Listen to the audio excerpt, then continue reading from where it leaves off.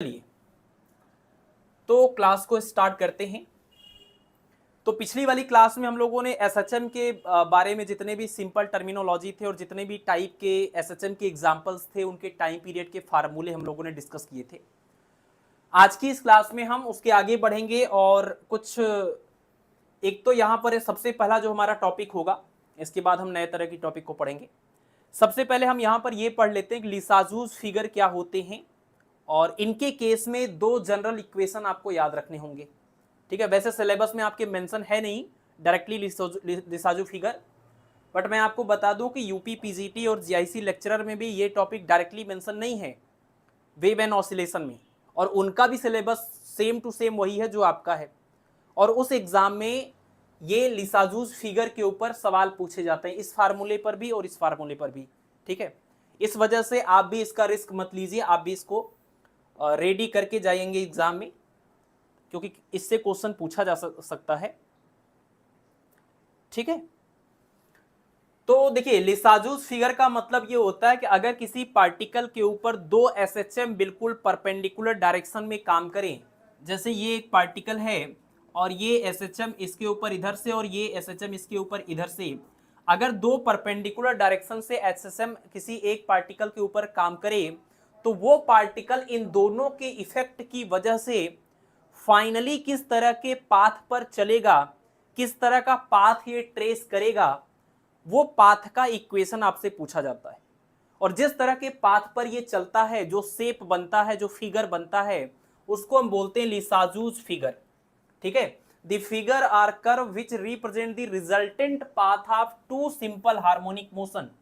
दो simple harmonic, दो SHM, लेकिन कंडीशन क्या है, at right angles to each other. अगर दो परपेंडिकुलर एसएचएम के इफेक्ट में कोई पार्टिकल मोशन करे तो वो पार्टिकल जिस तरीके के पाथ पर, जिस तरीके के कर्व पर चलता है, उसी को हम लोग बोलते हैं लिसाजूस फिगर। और वो पाथ कैसा हो सकता है, वो सर्किल के जैसा हो सकता है, इलिप्स के जैसा हो सकता है, स्ट्रेट लाइन के जैसा हो सकता है, कुछ भी हो सकता है।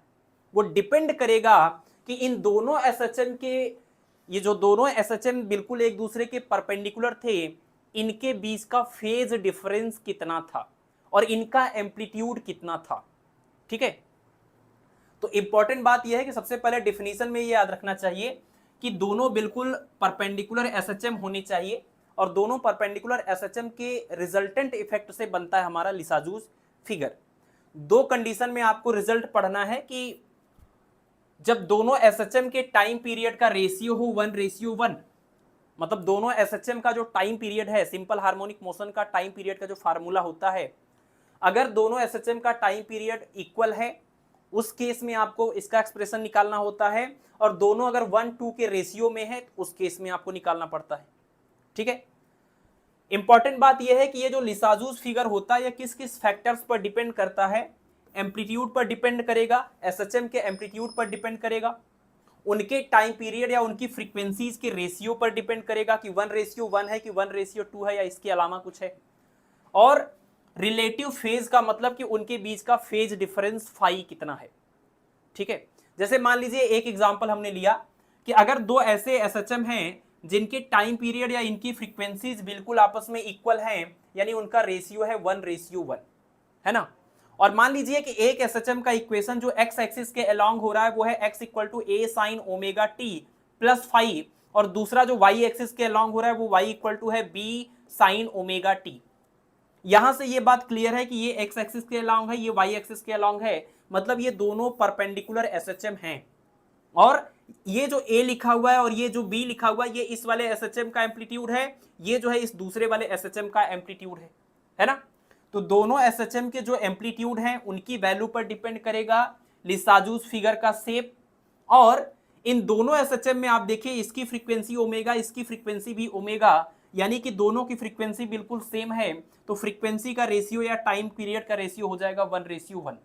ठीक है, और इन दोनों एसएचएम का, इसका फेज है ओमेगा टी प्लस फाई, इसका फेज है ओमेगा टी, तो यानी फाई का फेज डिफरेंस है। तो तीन फैक्टर हो गए कि दोनों एसएचएम के एम्पलीट्यूड, इनके टाइम पीरियड और इन दोनों एसएचएम के जो फेज डिफरेंस होंगे, इनके ऊपर डिपेंड करेगा लिसाजूस फिगर का शेप।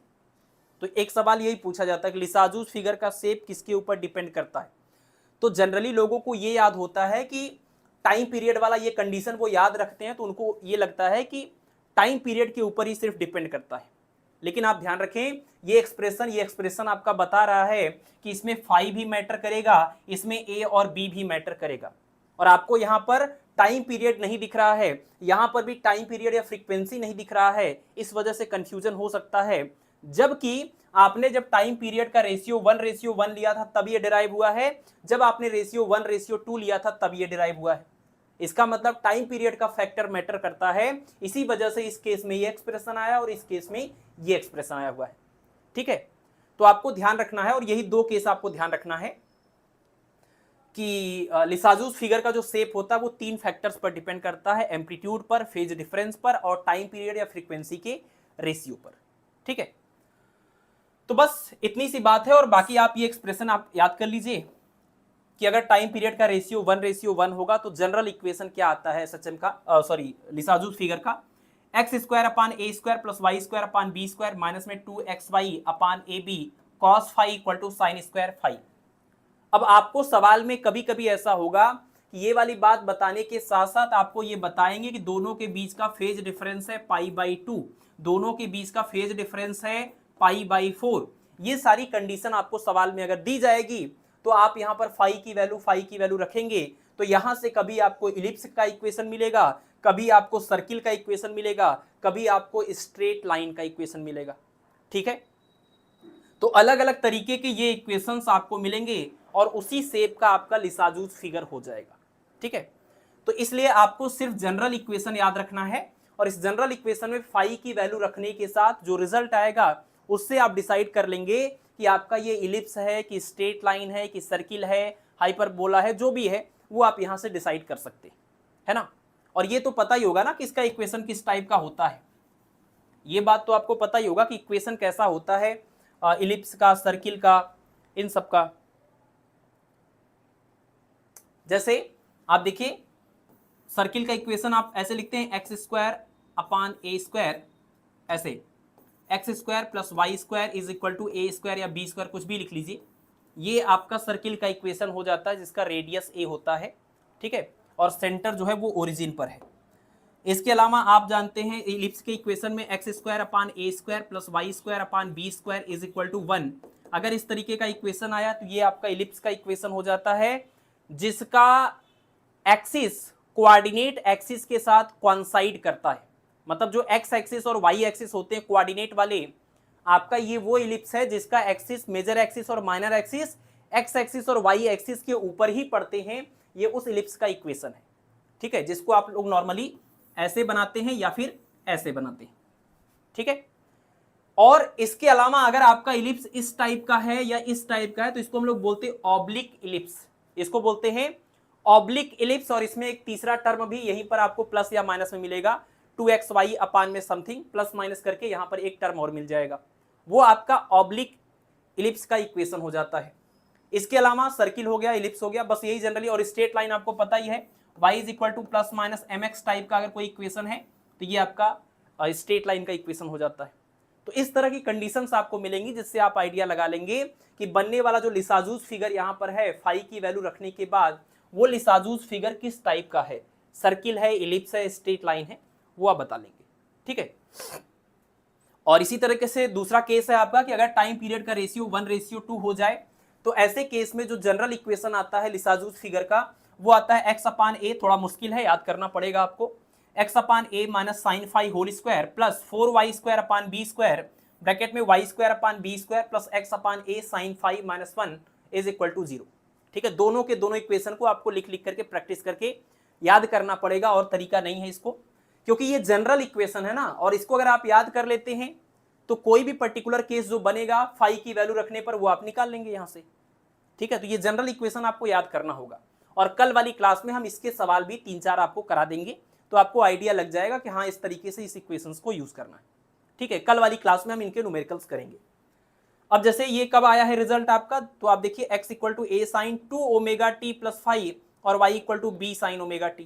इस वाले में यहां भी ओमेगा था, यहां भी ओमेगा था, फ्रीक्वेंसी सेम थी, टाइम पीरियड सेम था।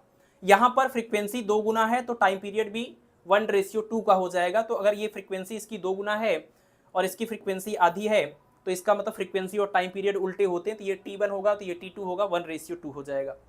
तो ऐसे केस में जब फ्रीक्वेंसी या टाइम पीरियड 1:2 के रेशियो में है तो ये रिजल्ट है, और 1:1 के रेशियो में है तो ये रिजल्ट है। ठीक है, तो ये इतना आपको याद रखना है लिसाजूज फिगर के बारे में, सिर्फ इतना याद रखना है लिसाजूज फिगर के बारे में। और डायरेक्टली यही सवाल आता है कि जो शेप बनेगा लिसाजूज फिगर का वो क्या होगा, या तो आप इसका इक्वेशन बताइए, या तो लिसाजूज फिगर किस फैक्टर्स पर डिपेंड करता है, किन किन फैक्टर्स पर डिपेंड करता है ये। ठीक है, तो 2-3 वैरायटी से ये सवाल आपका पूछा जाएगा। ठीक है,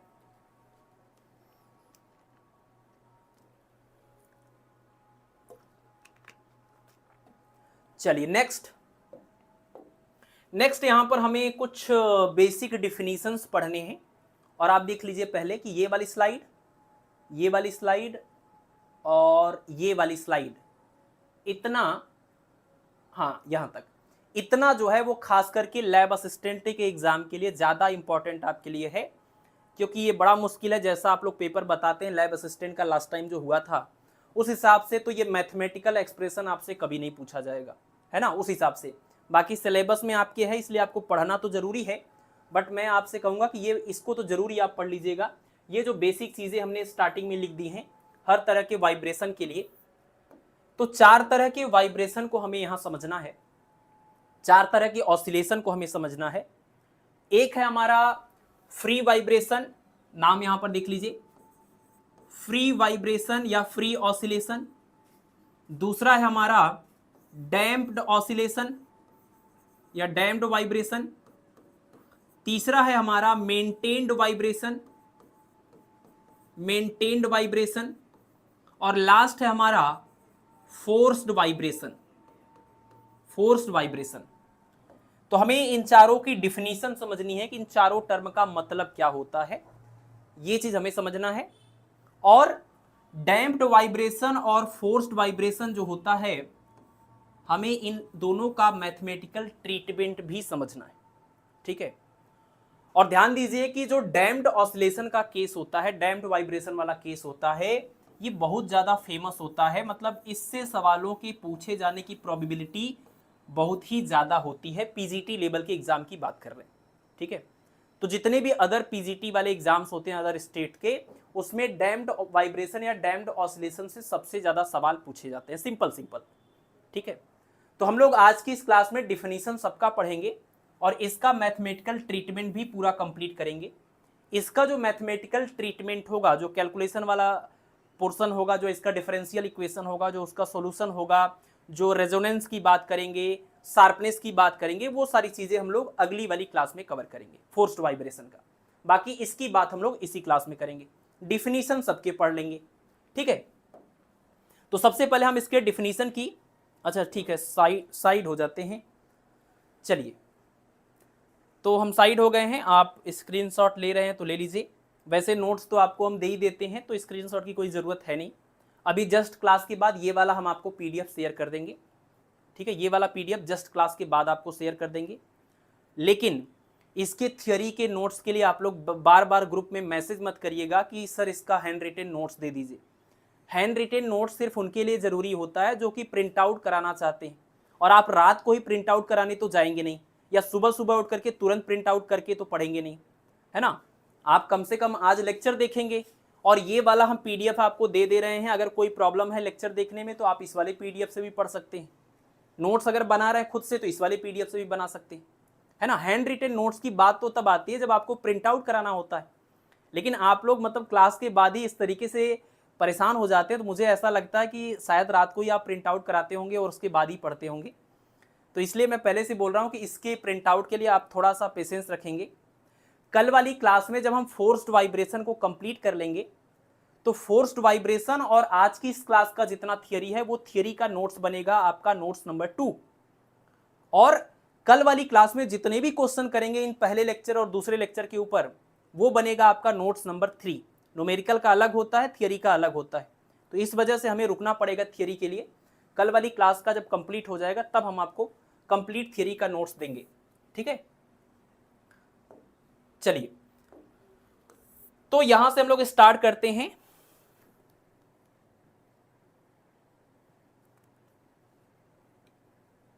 हाँ ठीक है, अगर खुद से नोट्स बना रहे तो बेस्ट है, ये बेस्ट है।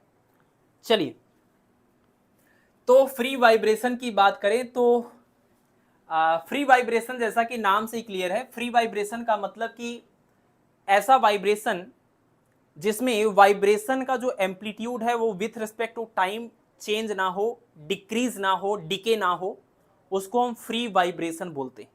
मतलब अगर आपका ऑसिलेटर, हार्मोनिक ऑसिलेटर जो एसएचएम कर रहा है, अगर वो एसएचएम करते टाइम उसके ऊपर कोई भी डिसिपेटिव फोर्स ना लगे, उसकी एनर्जी किसी भी तरीके से कम ना हो, तो इस तरह के वाइब्रेशन को हम बोलेंगे free vibration. when body oscillates about their mean position in absence of dissipative force। dissipative force मतलब वो फोर्स जिसके अगेंस्ट ओवरकम करने में या जिसको हराने में, जिससे हमें ओवरकम करके उससे उसके अगेंस्ट वर्क करने में हमारी एनर्जी खर्च होती है, उसको हम डिसिपेटिव फोर्स बोल रहे हैं। जैसे कि एयर रेजिस्टेंस, जैसे कि फ्रिक्शन, जैसे किसी भी दूसरे मीडियम की विस्कोसिटी। तो कोई भी मीडियम में जब एसएचएम होगा तो वो मीडियम के अगेंस्ट, उस मीडियम के विस्कोसिटी के अगेंस्ट सिस्टम को, पेंडुलम को, ऑसिलेटर को वर्क करके अपनी एनर्जी खर्च करनी पड़ेगी। तो अगर ऐसे मीडियम या ऐसे फोर्सेस अवेलेबल ना हों जिसके अगेंस्ट हमें अपनी एनर्जी खर्च करनी पड़े ऑसिलेटर को, तो यानी कि अगर आपके डिसिपेटिव फोर्सेस जैसे कि एयर रेजिस्टेंस, जैसे एयर यहां पर अगर अवेलेबल नहीं है, सिर्फ और सिर्फ वैक्यूम है, और स्ट्रिंग से आपने पेंडुलम को जैसे लटकाया हुआ है, यहां पर कोई फ्रिक्शन भी काम नहीं कर रहा है पॉइंट ऑफ सस्पेंशन पर, तो एक बार इसको ऑसिलेट करके छोड़ देंगे तो वो ऐसे ऐसे इनफाइनाइट टाइम तक ऑसिलेट होता रहेगा, सेम एम्पलीट्यूड के साथ, सेम एनर्जी के साथ, है ना। इसको हम लोग बोलते हैं फ्री वाइब्रेशन। तो यहां पर इसका ग्राफ अगर देखें तो इसका ग्राफ यही है कि मीन पोजीशन की एक तरफ एम्पलीट्यूड अगर यहां पर था, यहां से स्टार्ट हो रहा था, मैक्सिमम एम्पलीट्यूड है ये, मैक्सिमम डिस्प्लेसमेंट यानी एम्पलीट्यूड, दूसरी तरफ ये यहां पर गया, तो कितना भी टाइम बीत जाए ये हर बार वहां तक ऊपर जाएगा, वहां तक नीचे आएगा, वहां तक ऊपर जाएगा, यहां तक फिर नीचे आएगा। मतलब अगर ये पेंडुलम है आपका, अगर ये स्टार्टिंग में यहां से और यहां तक जा रहा था तो ये ऐसे ही पूरा चलता रहे, इसका मतलब ये फ्री ऑसिलेशन या फ्री वाइब्रेशन कर रहा है, ठीक है। और ऐसे कंडीशन में आपका ये जो ऑसिलेटर होता है, ये इसकी जो फ्रीक्वेंसी होती है, आप इसको जब मीन पोजीशन से खींच करके छोड़ते हैं तो ये जब ऑसिलेट करता है, इसकी जो फ्रीक्वेंसी होती है इसको हम लोग क्या बोलते हैं, नेचुरल फ्रीक्वेंसी। नेचुरल फ्रीक्वेंसी, जैसे इसकी लेंथ वगैरह अगर पता हो तो इसका टाइम पीरियड का फार्मूला T = 2 पाई √L/G, ये इसका टाइम पीरियड हो जाएगा ऑसिलेशन का। फ्रीक्वेंसी निकाल दीजिए, इसी का उल्टा हो जाएगा, दैट इज 1/2 पाई √G/L। ये क्या हो जाए, ये है आपका L लेंथ वाले इस पेंडुलम की नेचुरल फ्रीक्वेंसी, ठीक है ना। तो पेंडुलम आपका जब इसके ऊपर कोई दूसरा फोर्स नहीं लग रहा है तो ये जिस फ्रीक्वेंसी से ऑसिलेट कर रहा है उसको हम बोलते हैं इसकी नेचुरल फ्रीक्वेंसी, ठीक है। तो यहां पर ये इसका amplitude with respect to time same रहता है और सेम एनर्जी से ये ऑसिलेट करता रहता है, एनर्जी में कोई लॉस नहीं होगा, एम्पलीट्यूड में कोई लॉस नहीं होगा, इसको हम फ्री वाइब्रेशन बोलते हैं। तो यहां पर देखिए टाइम के साथ एम्पलीट्यूड कांस्टेंट बना हुआ है, एक डायरेक्शन में ग्राफ बना रहे हैं, टाइम के साथ एनर्जी भी कांस्टेंट बना हुआ है, ठीक है। ये फ्री वाइब्रेशन है। फ्री वाइब्रेशन का जो कॉन्सेप्ट है ये सिर्फ और सिर्फ थियोरेटिकल है, प्रैक्टिकली ऐसा पॉसिबल है नहीं, आपको पता है, क्योंकि हम जहां भी इसको कर रहे हैं अर्थ के ऊपर, वहां पर कोई ना कोई मीडियम जरूर प्रेजेंट है, एयर है या कोई और मीडियम प्रेजेंट हो, तो कोई ना कोई मीडियम अगर प्रेजेंट है तो वो कुछ ना कुछ डिसिपेटिव फोर्स लगाएगा ही लगाएगा, और आपका जो पेंडुलम है वो रेस्ट में आएगा ही आएगा, इसका amplitude with respect to time decrease होगा ही होगा, है ना। ये जो यहां पर ऐसे ऐसे ऑसिलेट करता था, ये धीरे धीरे ऐसे करके फाइनली क्या होता है, रुक जाता है। तो कोई ना कोई डिसिपेटिव फोर्स लगता ही रहता है, यहां पर फ्रिक्शन लगता ही रहता है, जिसकी वजह से ये फाइनली रुक जाती है। तो ये जो फ्री ऑसिलेशन या फ्री वाइब्रेशन का ये पूरा कॉन्सेप्ट है, ये थियोरेटिकल है, प्रैक्टिकली ऐसा पॉसिबल नहीं है, ये जस्ट एक आइडियल केस है, ठीक है। नेक्स्ट पॉइंट है हमारा डैम्प्ड वाइब्रेशन। तो डैम्प्ड वाइब्रेशन, अब जैसे देखिए ये क्या था आपका, जो फ्री वाइब्रेशन या फ्री ऑसिलेशन का केस था कि कांस्टेंट एम्पलीट्यूड से ऑसिलेशन होता रहेगा, ये तो आइडियल केस है। प्रैक्टिकली क्या होगा, विथ रिस्पेक्ट टू टाइम वो धीरे धीरे उसका एम्पलीट्यूड डिक्रीज होगा, धीरे धीरे उसकी एनर्जी भी डिक्रीज होगी। एनर्जी क्यों डिक्रीज होगी, क्योंकि डिसिपेटिव फोर्स प्रेजेंट रहेगा ही रहेगा, और उसको ओवरकम करने में कुछ ना कुछ एनर्जी आपकी हीट वगैरह के फॉर्म में कन्वर्ट हो जाएगी। तो पेंडुलम या जो भी ऑसिलेटर है उसकी एनर्जी धीरे धीरे डिक्रीज होगी, उसका एम्पलीट्यूड धीरे धीरे डिक्रीज होगा और फाइनली वो रेस्ट में आ जाएगा। यानी जो प्रैक्टिकली ऑसिलेशन देखने को मिलता है वो वाली कैटेगरी की अगर हम बात करें वो आपका हो जाएगा डैम्प्ड ऑसिलेशन या डैम्प्ड वाइब्रेशन, ठीक है ना। और इस तरह से एम्पलीट्यूड या एनर्जी के डिक्रीज होने की प्रॉपर्टी को या प्रोसेस को हम क्या बोलेंगे, डैम्पिंग। डैम्पिंग का मतलब with respect to time oscillator का जो एम्पलीट्यूड है वो एम्पलीट्यूड डिक्रीज हो रहा हो, तो इस प्रोसेस को बोलेंगे डैम्पिंग। और इस तरह का जब वाइब्रेशन होगा उसको हम बोलेंगे डैम्प्ड ऑसिलेशन या डैम्प्ड वाइब्रेशन, ठीक है। तो आपका अगर ये जो ऑसिलेटर है ये अगर ये आपका ऐसे ऐसे करते हुए फाइनली जाकर के रुक जा रहा है, इसका मतलब ये डैम्प्ड ऑसिलेशन कर रहा है, ठीक है। तो decay of amplitude of oscillation due to presence of dissipative force, यानी एयर रेजिस्टेंस हो गया या फ्रिक्शन हो गया या कोई भी दूसरे मीडियम की विस्कोसिटी हो गई, अगर उनके प्रेजेंस की वजह से एम्पलीट्यूड डिक्रीज हो रहा है ऑसिलेशन का, तो इस प्रोसेस को हम बोलेंगे डैम्पिंग और इस तरह के वाइब्रेशंस को हम बोलेंगे डैम्प्ड वाइब्रेशन, ठीक है। तो यहां पर हमने दिखाया हुआ है किस तरीके से विथ रिस्पेक्ट टू टाइम ये आपका जो है एम्पलीट्यूड है, ये प्लस ए ले लीजिए, ये आपका माइनस ए है, ठीक है। और ये डिस्प्लेसमेंट हम यहाँ पर रिप्रेजेंट कर रहे हैं। तो विथ रिस्पेक्ट टू टाइम आप देख रहे हैं कि ये पार्टिकल जो है वो जो डिस्प्लेसमेंट इसका है मीन पोजीशन के दोनों तरफ, इसकी मैक्सिमम वैल्यू यहाँ पर और यहाँ पर जिसको एम्पलीट्यूड बोलते हैं वो देखिए किस तरीके से धीरे धीरे डिक्रीज हो रहा है। और ऐसे ऐसे ये डिक्रीज होते होते मीन पोजीशन से पहले इतनी दूर जाता था, अभी इतनी दूर जा पा रहा है, अभी इतनी दूर जा पा रहा है, इतनी दूर जा पा रहा है, और फाइनली ऐसा होगा कि मीन पोजीशन पे आकर के रुक जाएगा, है ना। तो ये ग्राफ है एम्पलीट्यूड का, किस तरह के केस में, डैम्प्ड वाइब्रेशन के केस में amplitude with respect to time decrease होता है। और इसके लिए हम लोग काफी डिटेल में अभी आगे कई सारे और टर्मिनोलॉजी देखेंगे। और ये जो ग्राफ खींचा गया है वो एक केस है डैम्प्ड वाइब्रेशन का, ये एक पर्टिकुलर केस है जब आपको एम्पलीट्यूड कुछ इस तरीके से एक्सपोनेंशियली डिक्रीज होता हुआ दिखाई दे रहा है। इसके अलावा भी डैम्प्ड वाइब्रेशन में दो और केस बनते हैं, वो हम आगे देखेंगे। अभी के लिए आप सिर्फ ऊपर अगर आप देखें तो ये डिफिनीशन आपको याद होनी चाहिए डैम्प्ड वाइब्रेशन की, ठीक है। यहां तक क्लियर है। फ्री वाइब्रेशन कांस्टेंट एम्पलीट्यूड और damped vibration amplitude with respect to time decrease होगा। प्रोसेस को डैम्पिंग बोलेंगे, वाइब्रेशन को डैम्प्ड वाइब्रेशन बोलेंगे, ठीक है, ठीक है। चलिए, हाँ बिल्कुल, जैसे कार्नो इंजन एक आइडियल हीट इंजन है, वैसा प्रैक्टिकली पॉसिबल नहीं है, बट वो हमारे लिए एक गोल की तरह है कि हम अपने जो भी हीट इंजन बनाएंगे हम कोशिश करेंगे कि वैसा ही हमारा हीट इंजन रहे तो बेस्ट है, ठीक है, बट वैसा प्रैक्टिकली पॉसिबल है नहीं। नेक्स्ट टॉपिक है हमारा मेंटेन्ड वाइब्रेशन। नाम से ही क्लियर हो रहा है कितना अच्छा है, मेंटेन्ड वाइब्रेशन।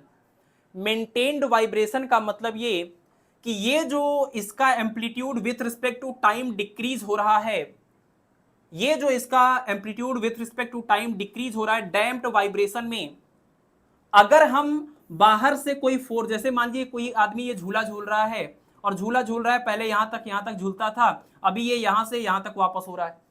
अगर हम इस पूरे वाइब्रेशन को जैसा इनिशियल कंडीशन में था, जब ये डिक्रीज हो रहा है विथ रिस्पेक्ट टू टाइम, अगर हम इस पर बाहर से कोई एक्सटर्नल फोर्स लगा दें, non periodic external force. Non periodic का मतलब क्या, पीरियोडिक का मतलब कि जो विथ रिस्पेक्ट टू टाइम एक फिक्स्ड इंटरवल ऑफ टाइम में उसका मैग्नीट्यूड और सेम डायरेक्शन में वो रिपीट हो रहा हो, उसको हम पीरियोडिक बोलते हैं।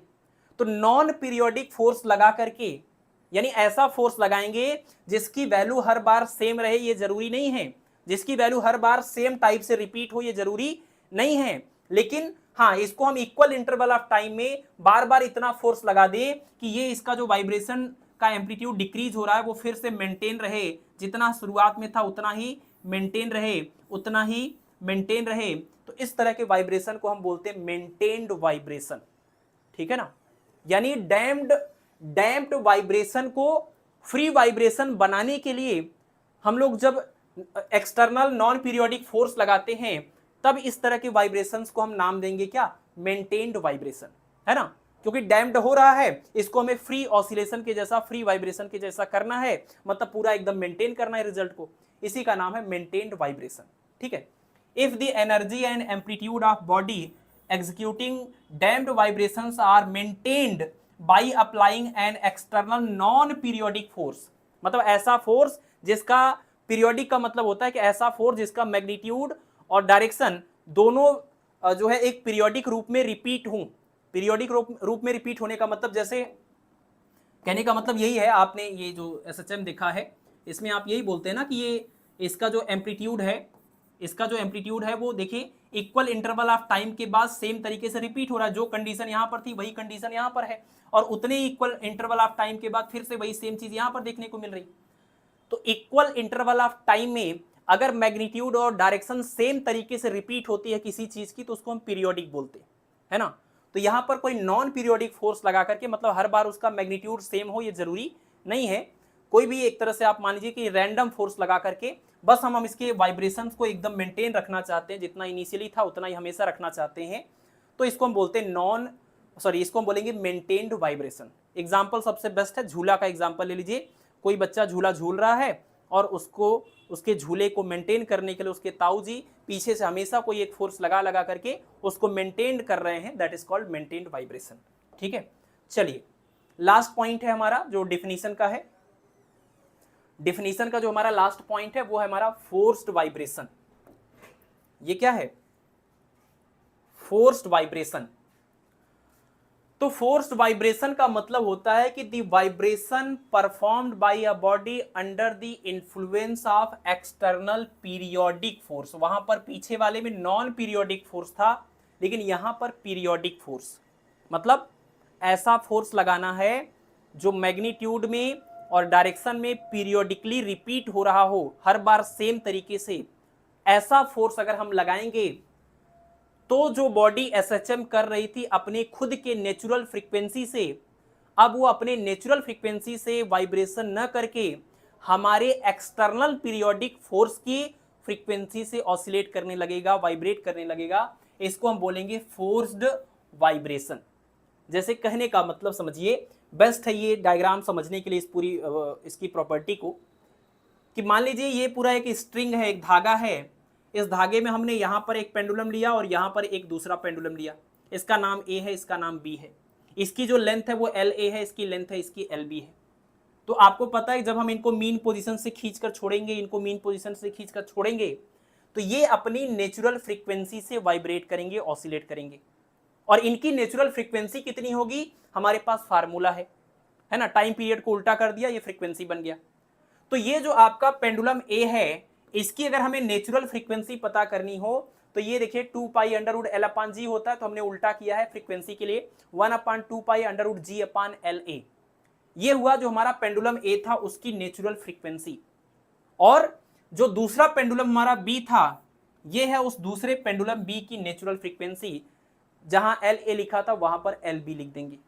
ठीक है, तो इससे ये तो पता चल गया कि दोनों की अगर लेंथ हमने अलग अलग रखी है तो दोनों की नेचुरल फ्रीक्वेंसी अलग अलग होगी।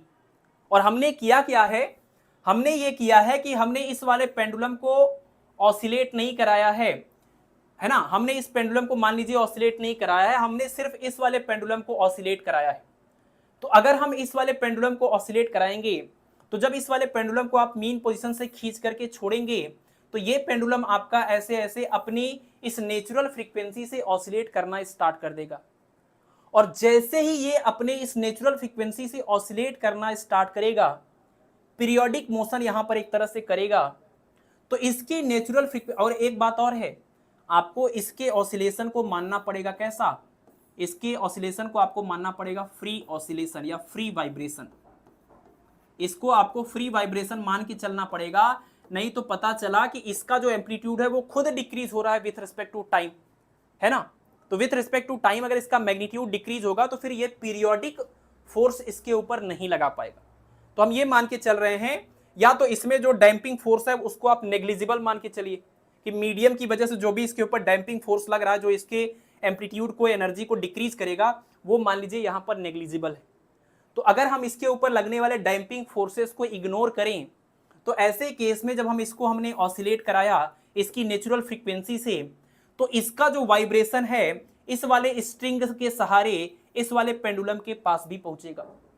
और इसका मतलब कि इस वाले पेंडुलम के ऊपर एक पीरियोडिक एक्सटर्नल फोर्स लग रहा है, एक पीरियोडिक एक्सटर्नल फोर्स इसके ऊपर लग रहा है। अब क्योंकि ये पीरियोडिकली ऑसिलेट कर रहा है ना, ये पीरियोडिकली अगर ऑसिलेट कर रहा है तो इसके ऑसिलेशन की वजह से जो यहां पर जर्क लगेगा, जो झटका लगेगा, उसकी वजह से जो इसको फोर्स लग रहा है इसके ऊपर, वो भी पीरियोडिक हो गया।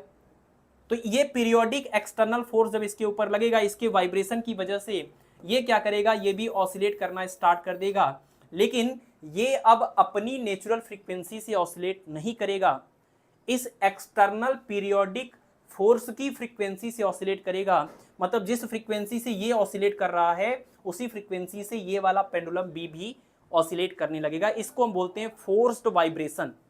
फोर्स्ड मतलब जबरदस्ती हम जैसा कराएंगे वैसा तुमको करना है, तुम्हारे अंदर क्या क्वालिटी है उससे हमें मतलब नहीं है। तो इसके अंदर ये क्वालिटी थी कि ये इस वाले नेचुरल फ्रीक्वेंसी से ऑसिलेट करता मीन पोजीशन के अबाउट, बट इसने क्या किया, अपने खुद के पीरियोडिक फोर्स की वजह से इसको ऑसिलेट कराया है। तो अगर इसने इसको ऑसिलेट कराया है तो ये जैसा चाहेगा, ये जैसे ऑसिलेट करेगा, ये भी वैसे ही ऑसिलेट करेगा। मतलब अब ये दोनों के दोनों एफ ए वाली फ्रीक्वेंसी से ऑसिलेट कर रहे हैं, 1/2π√G/LA वाली फ्रीक्वेंसी से दोनों के दोनों ऑसिलेट करेंगे। इसको हम बोलते हैं फोर्स्ड वाइब्रेशन। ठीक है, तो यहां पर ये हो गया आपका फोर्स्ड वाइब्रेशन, और चारों के चारों वाइब्रेशन आपके कंप्लीट हो गए। एक बार फिर से देख लीजिए, आपका ये फ्री वाइब्रेशन में कांस्टेंट एम्पलीट्यूड से जीवन पर्यंत ये ऑसिलेट करता रहेगा, जो कि पॉसिबल नहीं है, ये आइडियल केस है। डैम्प्ड ऑसिलेशन में विथ रिस्पेक्ट टू टाइम उसका एम्पलीट्यूड डिक्रीज होगा, जो प्रैक्टिकली हमें देखने को मिलता है। और नेक्स्ट हमारा जो मेंटेन्ड वाले में क्या होता है कि झूले का एग्जांपल आप ले लीजिए कि कोई झूल रहा है और डैम्प्ड ऑसिलेशन कर रहा है, अगर हम उसके ऊपर कोई नॉन पीरियोडिक फोर्स लगा करके उसके ऑसिलेशन को खाली मेंटेन बनाए रखें, that is called maintained vibration. उतना इंपॉर्टेंट नहीं है, बस ऐसे नाम से रिलेटेड है, आप याद रखिए। फोर्स्ड वाइब्रेशन में क्या होगा कि आपका जो ऑसिलेटर होगा वो एक्सटर्नल पीरियोडिक फोर्स की फ्रीक्वेंसी से ऑसिलेट करेगा, इसके प्रभाव में आके ये ऑसिलेट करेगा, इसको हम फोर्स्ड वाइब्रेशन बोलते हैं। ठीक है, और लास्ट है इसी का एक स्पेशल केस है, और वो स्पेशल केस हम लोग कल भी अगली क्लास में भी डिटेल में थोड़ा डिस्कस करेंगे। When frequency of external periodic force acting on a body is equal to the natural frequency of oscillation of the body, then the amplitude of the oscillation becomes maximum. These oscillations are resonant vibrations and phenomenon is known as resonance. ठीक है, कहने का मतलब ये है कि अगर इसकी जो नेचुरल फ्रीक्वेंसी है, इसकी जितनी नेचुरल फ्रीक्वेंसी है, अगर उतनी ही नेचुरल फ्रीक्वेंसी वाला पीरियोडिक फोर्स लगाया जाए, अगर जितनी इसकी नेचुरल फ्रीक्वेंसी है, जैसे मान लीजिए ये पेंडुलम है आपका, ये किसी नेचुरल फ्रीक्वेंसी से ऑसिलेट कर रहा है, आपने बाहर से जो पीरियोडिक फोर्स लगाया उसकी अपनी कुछ पीरियोडिक फ्रीक्वेंसी थी, रिपीट होने वाली फ्रीक्वेंसी। तो जो आपने एक्सटर्नल पीरियोडिक फ्रीक्वेंसी का फोर्स लगाया है, अगर उसकी फ्रीक्वेंसी इसकी फ्रीक्वेंसी से अलग है, तो जिस फ्रीक्वेंसी से वो ऑसिलेट कर रहा था उसी फ्रीक्वेंसी से ये ऑसिलेट करेगी। लेकिन अगर कभी ऐसा हो जाए कि जितनी इसकी फ्रीक्वेंसी थी नेचुरल, उतनी ही फ्रीक्वेंसी वाला एक्सटर्नल पीरियोडिक फोर्स लगाएं, तो ऐसे में इसका जो एम्पलीट्यूड हो जाएगा वो हो जाएगा मैक्सिमम। मतलब मैक्सिमम एम्पलीट्यूड जो हो सकता है इसके वाइब्रेशन का, वो तब मिलेगा जब आपका इसका नेचुरल फ्रीक्वेंसी और एक्सटर्नल पीरियोडिक फोर्स की फ्रीक्वेंसी दोनों सेम हो जाएंगी, तो ये मैक्सिमम एम्पलीट्यूड के साथ ऑसिलेट करेगा। इसको हम बोलते हैं रेजोनेंस। जैसे यहां पर एग्जांपल से ये बात क्लियर हो जाएगी। यहां पर हमने चार पेंडुलम लिए हुए, यहां पर हमने चार पेंडुलम लिए हुए हैं। इन चारों में से आप देखिए ये तीनों डिफरेंट लेंथ के हैं, और लास्ट वाला जो है वो फर्स्ट वाले के बिल्कुल इक्वल लेंथ का है। तो अगर हम फर्स्ट वाले को ऑसिलेट करके छोड़ दें, और देखिए अगर ये तीनों अलग अलग लेंथ के हैं, तो तीनों की जो फ्रीक्वेंसी आएगी नेचुरल वो अलग अलग आएगी लेंथ के हिसाब से, फार्मूले के हिसाब से। इन तीनों की नेचुरल फ्रीक्वेंसी अलग है, इन दोनों की नेचुरल फ्रीक्वेंसी सेम है ना। तो अगर हम मान लीजिए इस वाले को ऑसिलेट करके छोड़ दें मीन पोजीशन से, तो जितना हमने इसको ऑसिलेट किया है, जब ऑसिलेट किया है, जिस नेचुरल फ्रीक्वेंसी से ये ऑसिलेट कर रहा है, उतनी ही नेचुरल फ्रीक्वेंसी इसकी भी है, क्योंकि लेंथ बिल्कुल दोनों का सेम था। लेकिन ऑसिलेट ये तीनों अभी नहीं कर रहे थे, हमने ऑसिलेट सिर्फ इसको कराया है ऐसे ऐसे। तो जब हमने इसको ऑसिलेट कराया तो जो पीरियोडिक फोर्स ये अप्लाई करेगा इस धागे से इसके ऊपर, इसके ऊपर और इसके ऊपर, तो वो पीरियोडिक फोर्स की फ्रीक्वेंसी इस वाले स्ट्रिंग की नेचुरल फ्रीक्वेंसी के इक्वल है, और उतनी ही नेचुरल फ्रीक्वेंसी इसकी भी है। यानी यहां पर जो हमने एक्सटर्नल पीरियोडिक फोर्स लगाया वो एक्सटर्नल पीरियोडिक फोर्स की फ्रीक्वेंसी इसकी फ्रीक्वेंसी से अलग है, तो ये ऑसिलेट तो करेगा लेकिन ये ज्यादा, इसका जो ऑसिलेशन का एम्पलीट्यूड होगा वो बहुत ज्यादा नहीं होगा। इसका देखिए, अगर इसकी बात करें तो इसकी नेचुरल फ्रीक्वेंसी भी इससे अलग है, तो ये भी ऑसिलेट करेगा, ये भी ऑसिलेट करेगा, लेकिन इसके ऑसिलेशन का जो एम्पलीट्यूड होगा, एम्पलीट्यूड फ्रीक्वेंसी नहीं, इसके ऑसिलेशन का जो एम्पलीट्यूड होगा वो इसके, वो क्या होगा, मैक्सिमम नहीं होगा, मतलब कम कम ही रहेगा थोड़ा।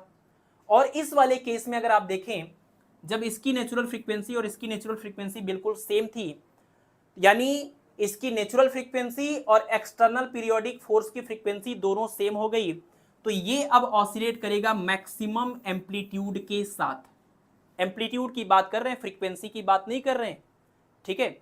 तो सभी के सभी एक्सटर्नल पीरियोडिक फोर्स की फ्रीक्वेंसी के इफेक्ट में आकर ऑसिलेट तो करेंगे, लेकिन ऑसिलेशन का एम्पलीट्यूड कितना होगा, कितना दूर जाएंगे मीन पोजीशन से, वो जो एम्पलीट्यूड होगा वो इसमें और इसमें तो कम मिलेगा, लेकिन इस वाले केस में आपको सबसे ज्यादा मिलेगा, क्योंकि इसकी नेचुरल फ्रीक्वेंसी और एक्सटर्नल पीरियोडिक फोर्स की फ्रीक्वेंसी यहां पर सेम हो गई। और इन दोनों केस में कम क्यों था, क्योंकि यहां पर सेम नहीं थी।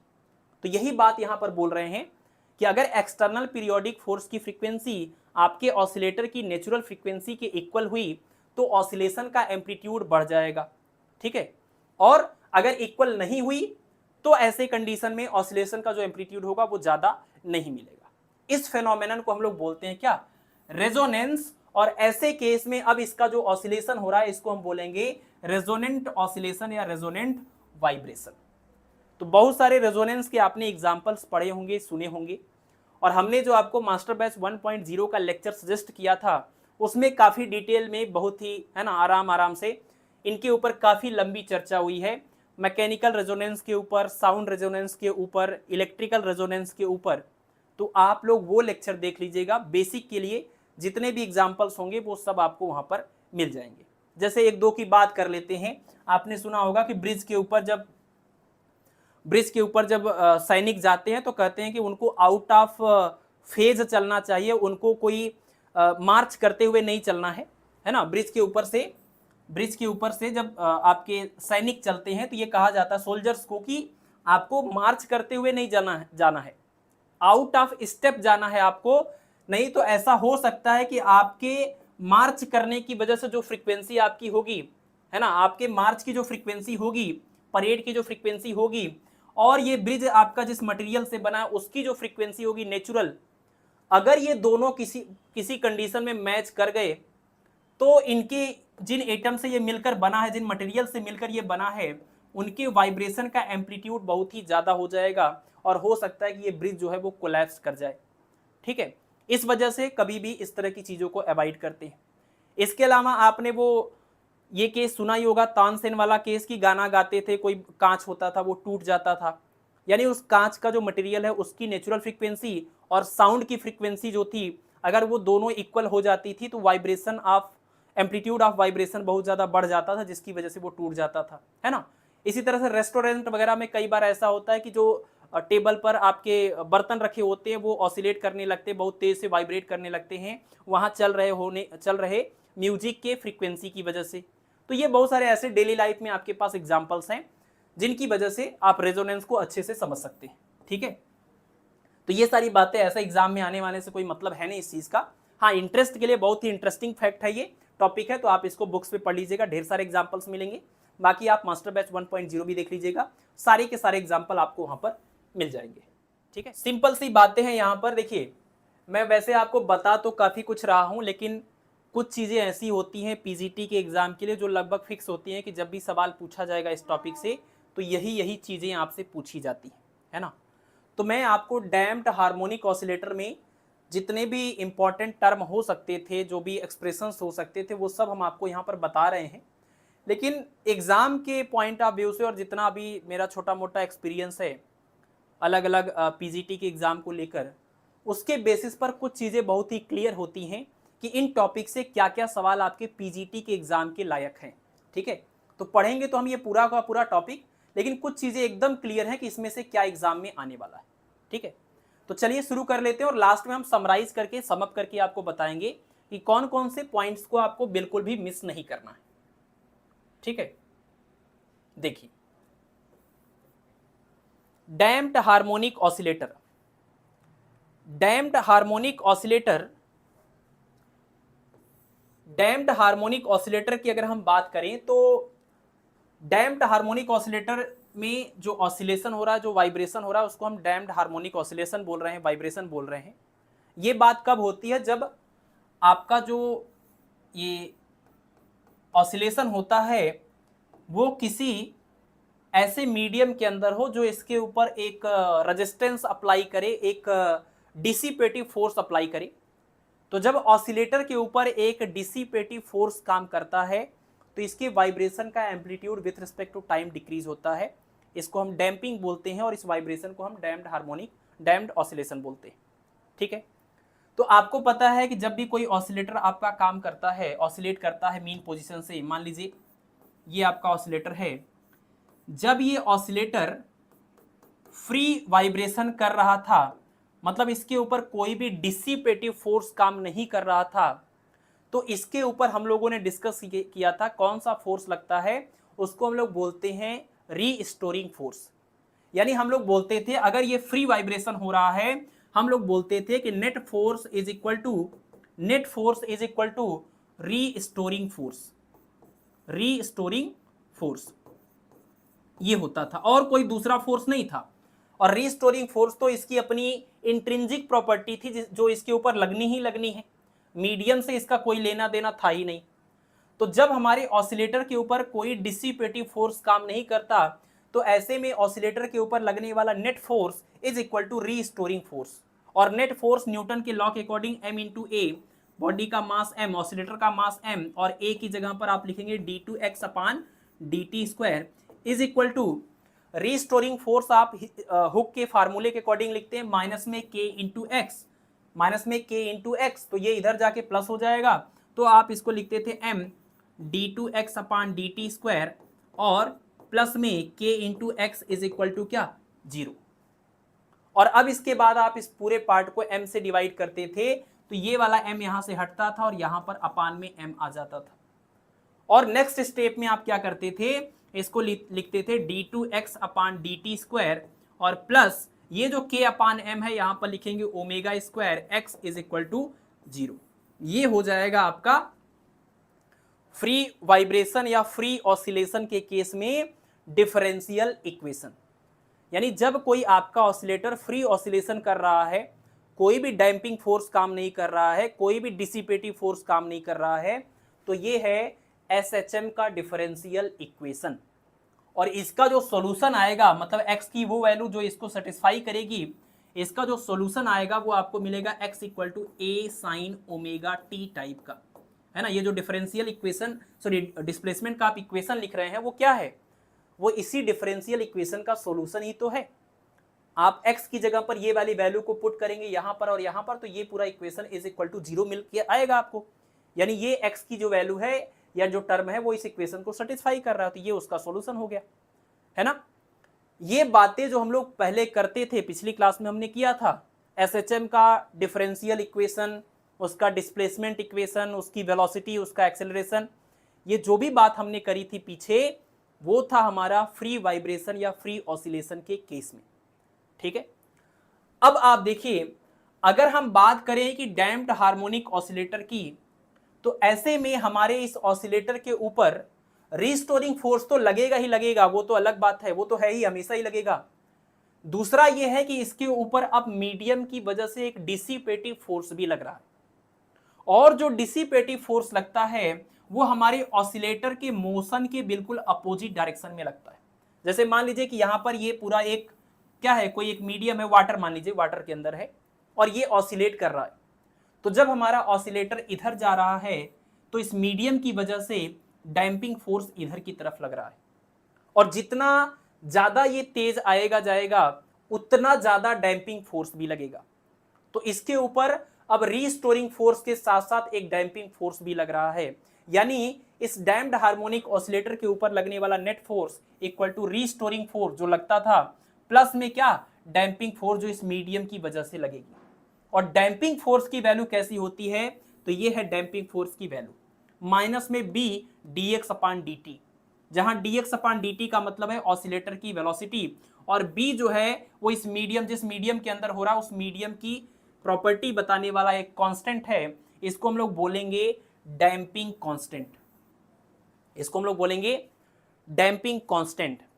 ध्यान दीजिएगा, यहां पर एक बहुत बड़ा कंफ्यूजन हो सकता है, और मैंने देखा है बहुत सारी बुक्स में ये रिवर्स भी हो गया है, उल्टा भी हो गया है ना, और मुझे थोड़ा थोड़ा डर लग रहा है कहीं मैं ही तो उल्टा नहीं हूं, लेकिन मैंने अपने स्तर पर सारा रिसर्च किया हुआ है कि ये जो बी है इसको हम डैम्पिंग कांस्टेंट बोलते हैं, और दूसरा एक टर्म आता है जिसको हम डैम्पिंग कोफिशिएंट बोलेंगे, डैम्पिंग कोफिशिएंट।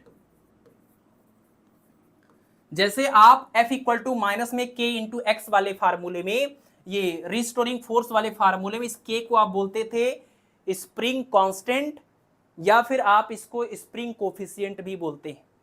यहां पर स्प्रिंग कांस्टेंट और स्प्रिंग कोफिशिएंट दोनों सेम था, बट यहां पर ध्यान रखना है स्प्रिंग डैम्पिंग कांस्टेंट और डैम्पिंग कोफिशिएंट सेम नहीं होते हैं, दोनों दो चीजें होती हैं। तो डैम्पिंग कांस्टेंट इस बी का नाम है जो मीडियम की प्रॉपर्टी बता रहा है, और डैम्पिंग कोफिशिएंट भी मीडियम से ही रिलेटेड है, लेकिन वो आगे आएगा तब वहां पर हम डिस्कस करेंगे डैम्पिंग कोफिशिएंट यहां पर क्या है। ठीक है, ठीक है, ये मैं क्या ही बोल रहा हूं, मतलब इसी के जस्ट नीचे ये लिखा हुआ है, मैं देख भी नहीं रहा हूं। तो मतलब कहने का है कि जो बी है उसको हम डैम्पिंग कांस्टेंट बोलेंगे, और ये जो बी अपान 2m लिखा हुआ है यहां पर, इसका नाम है डैम्पिंग कोफिशिएंट। तो इसमें भी मीडियम वाली वो प्रॉपर्टी तो है ही जो यहां पर है। ठीक है, तो b को बोलेंगे डैम्पिंग कांस्टेंट, और b अपान 2m जिसको हमने बीटा सिंबल दिया हुआ है, इस सिंबल को भी अलग अलग बुक में अलग अलग तरीके से दिखाया जाएगा, कोई r बोलता है, कोई गामा बोलता है, कोई k भी बोलता है इसको। तो ये b अपान 2m को हम डैम्पिंग कोफिशिएंट बोलेंगे और b को सिर्फ डैम्पिंग कांस्टेंट बोलेंगे, ये बात आपको ध्यान रखना है। ठीक है ना। तो यहां पर हम बात कर रहे थे कि ये जो हमारा डैम्पिंग फोर्स है ये माइनस में b into D x upon d T है, तो जितनी ज्यादा वेलोसिटी उतनी ज्यादा ऑसिलेटर की, जितनी ज्यादा वेलोसिटी उतना ज्यादा डैम्पिंग फोर्स, और मीडियम जितना जो होगा उसके बेसिस पर b की वैल्यू डिसाइड करेंगे, तो वो यहाँ पर ये डैम्पिंग फोर्स डिसाइड होगा। और माइनस का मतलब ये कि वेलोसिटी के जस्ट अपोजिट डायरेक्शन में डैम्पिंग फोर्स काम करेगा। रिस्टोरिंग भी ऐसा ही था, है ना, वो भी अपोजिट ही काम करता था, इसीलिए ये भी माइनस में के एक्स और ये भी आपका माइनस में B D x upon d T, ये दोनों मिलाएंगे तो आपको नेट फोर्स के इक्वल मिलेगा, और नेट फोर्स आपको पता है m into d two x upon d t square. तो यहां पर net force equal to restoring force, यहां पर net force equal to restoring force plus medium की वजह से डैम्पिंग फोर्स, दोनों का सम कर दिया, दोनों के एक्सप्रेशन को लिख दिया, ये एक्सप्रेशन भी ध्यान रखिएगा, और दोनों को इस साइड ले गए तो इज इक्वल टू 0 हो गया। और जैसे इसमें किया था वही काम यहां भी करना पड़ेगा, ये जो m था m से सबको डिवाइड कर दीजिए, तो ये वाला m गायब हो जाएगा, यहां अपान में m आ जाएगा, यहां भी अपान में m आ जाएगा, तो k अपान m b अपान m आ जाएगा। ठीक है, और उसके बाद फिर क्या किया, ये देखिए d2 ये वाला एज इट इज हो गया, इसमें हमने इस वाले पार्ट को लास्ट में ले गए, है ना, ऑर्डर के हिसाब से पावर 2 पावर 1, है ना, सेकंड डेरिवेटिव फर्स्ट डेरिवेटिव, और ये हमारा x। तो यहां पर d two x upon d t square plus ये वाला जो पूरा टर्म है d x upon d t, इसके साथ b अपान m लिखा है, हमने इसमें 2 से मल्टीप्लाई किया, 2 से डिवाइड किया, जो डिवाइड किया उसको हमने b के साथ लिख दिया b अपान 2m, जो मल्टीप्लाई किया उसको हमने सेपरेट कर दिया, तो 2 times b upon 2m d x upon d t, और यहां से आएगा k upon m x equal to 0। हमने इस वाले इक्वेशन को अरेंज करके यहां पर ले आए, और अब यहां पर देखिए d two x upon d t square plus 2, ये जो b अपान 2m है उसको हमने सिंबल दे दिया बीटा, है ना, ये बीटा देखिए अलग अलग लोग अलग अलग सिंबल यूज करेंगे, तो आप इसका ध्यान रखिएगा। तो b अपान 2m को हमने बोल दिया बीटा, और ये dx बाई डी टी, और ये k अपान m को पहले भी बोला था ओमेगा स्क्वायर, तो omega square x equal to 0। ये हो गया आपका डैम्प्ड हार्मोनिक ऑसिलेटर के केस में डिफरेंशियल इक्वेशन, है ना, डिफरेंशियल इक्वेशन। ये डिफरेंशियल इक्वेशन था फ्री वाइब्रेशन या फ्री ऑसिलेशन के केस में, और ये डैम्प्ड ऑसिलेशन के केस में। दोनों में देखिए आप ध्यान से, तो ये वाला टर्म आपका एक्स्ट्रा आ रहा है, और ये टर्म एक्स्ट्रा आया है इस डैम्पिंग फोर्स की वजह से। ठीक है, तो डिफरेंशियल इक्वेशन के बाद फिर बात होती है सॉल्यूशन की। जैसे इस इक्वेशन का ये सॉल्यूशन होता है जो इसको सेटिस्फाई करेगा, इस इक्वेशन को सॉल्व करके ये आपको लिखना होता, डिफरेंशियल इक्वेशन को, होमोजीनियस इक्वेशन को। वैसे ही यहां पर भी ये आपका होमोजीनियस डिफरेंशियल इक्वेशन है। इसको सॉल्व करने के बाद जो x की वैल्यू आएगी, x का जो एक्सप्रेशन आएगा वही इसका सॉल्यूशन बोला जाएगा।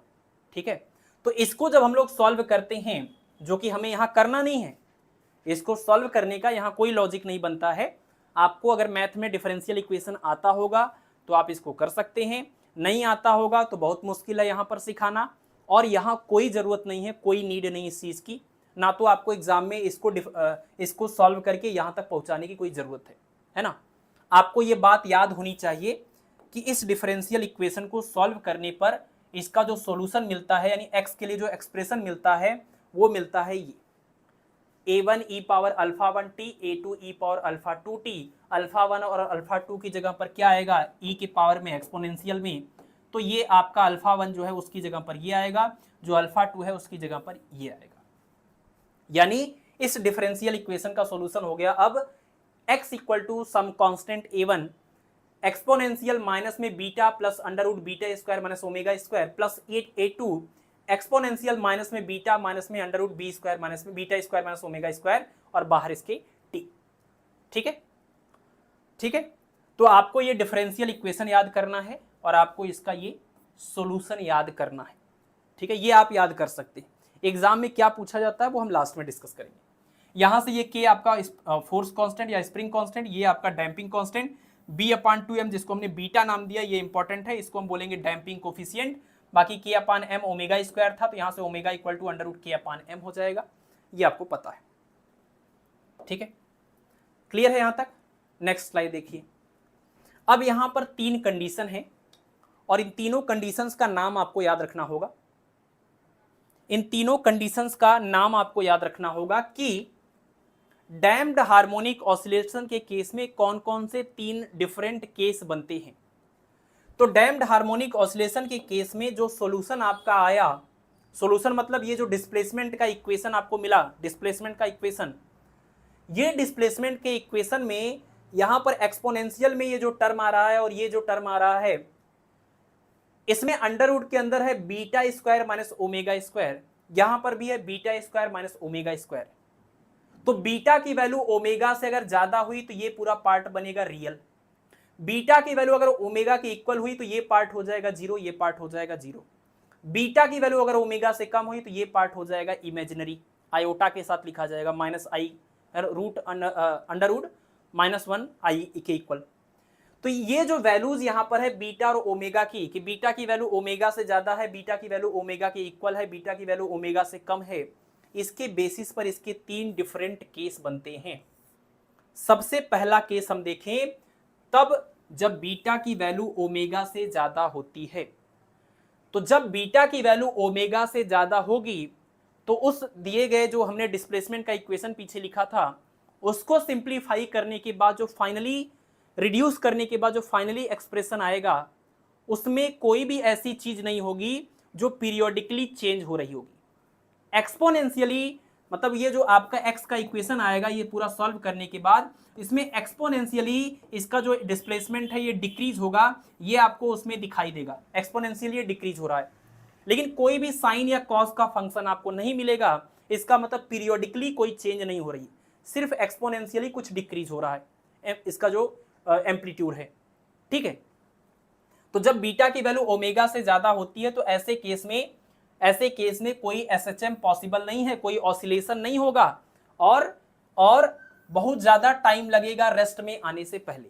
मतलब जो आपका ऑसिलेटर है, ये जो ऑसिलेट कर रहा है, अगर जो बीटा है, बीटा का मतलब क्या, b/2m जो डैम्पिंग कोफिशिएंट है, अगर ये ओमेगा से ज्यादा हो जाए तो ऐसे केस में इसकी नेचुरल फ्रीक्वेंसी से अगर ये डैम्पिंग कोफिशिएंट ज्यादा हो जाएगी, ऐसे कंडीशन में अगर आप इसको ऑसिलेट करके छोड़ेंगे तो ये यहां से यहां मीन पोजीशन पर आने में बहुत ज्यादा टाइम लेगी, more time to come in rest, है ना। यहां से जब खींचकर यहां पहुंचा देंगे और जब आप छोड़ेंगे तो ये यहां से मीन पोजीशन पर आने में बहुत टाइम लेगी, क्योंकि डैम्पिंग फोर्स हमेशा इसके मोशन के अपोजिट डायरेक्शन में काम करेगा।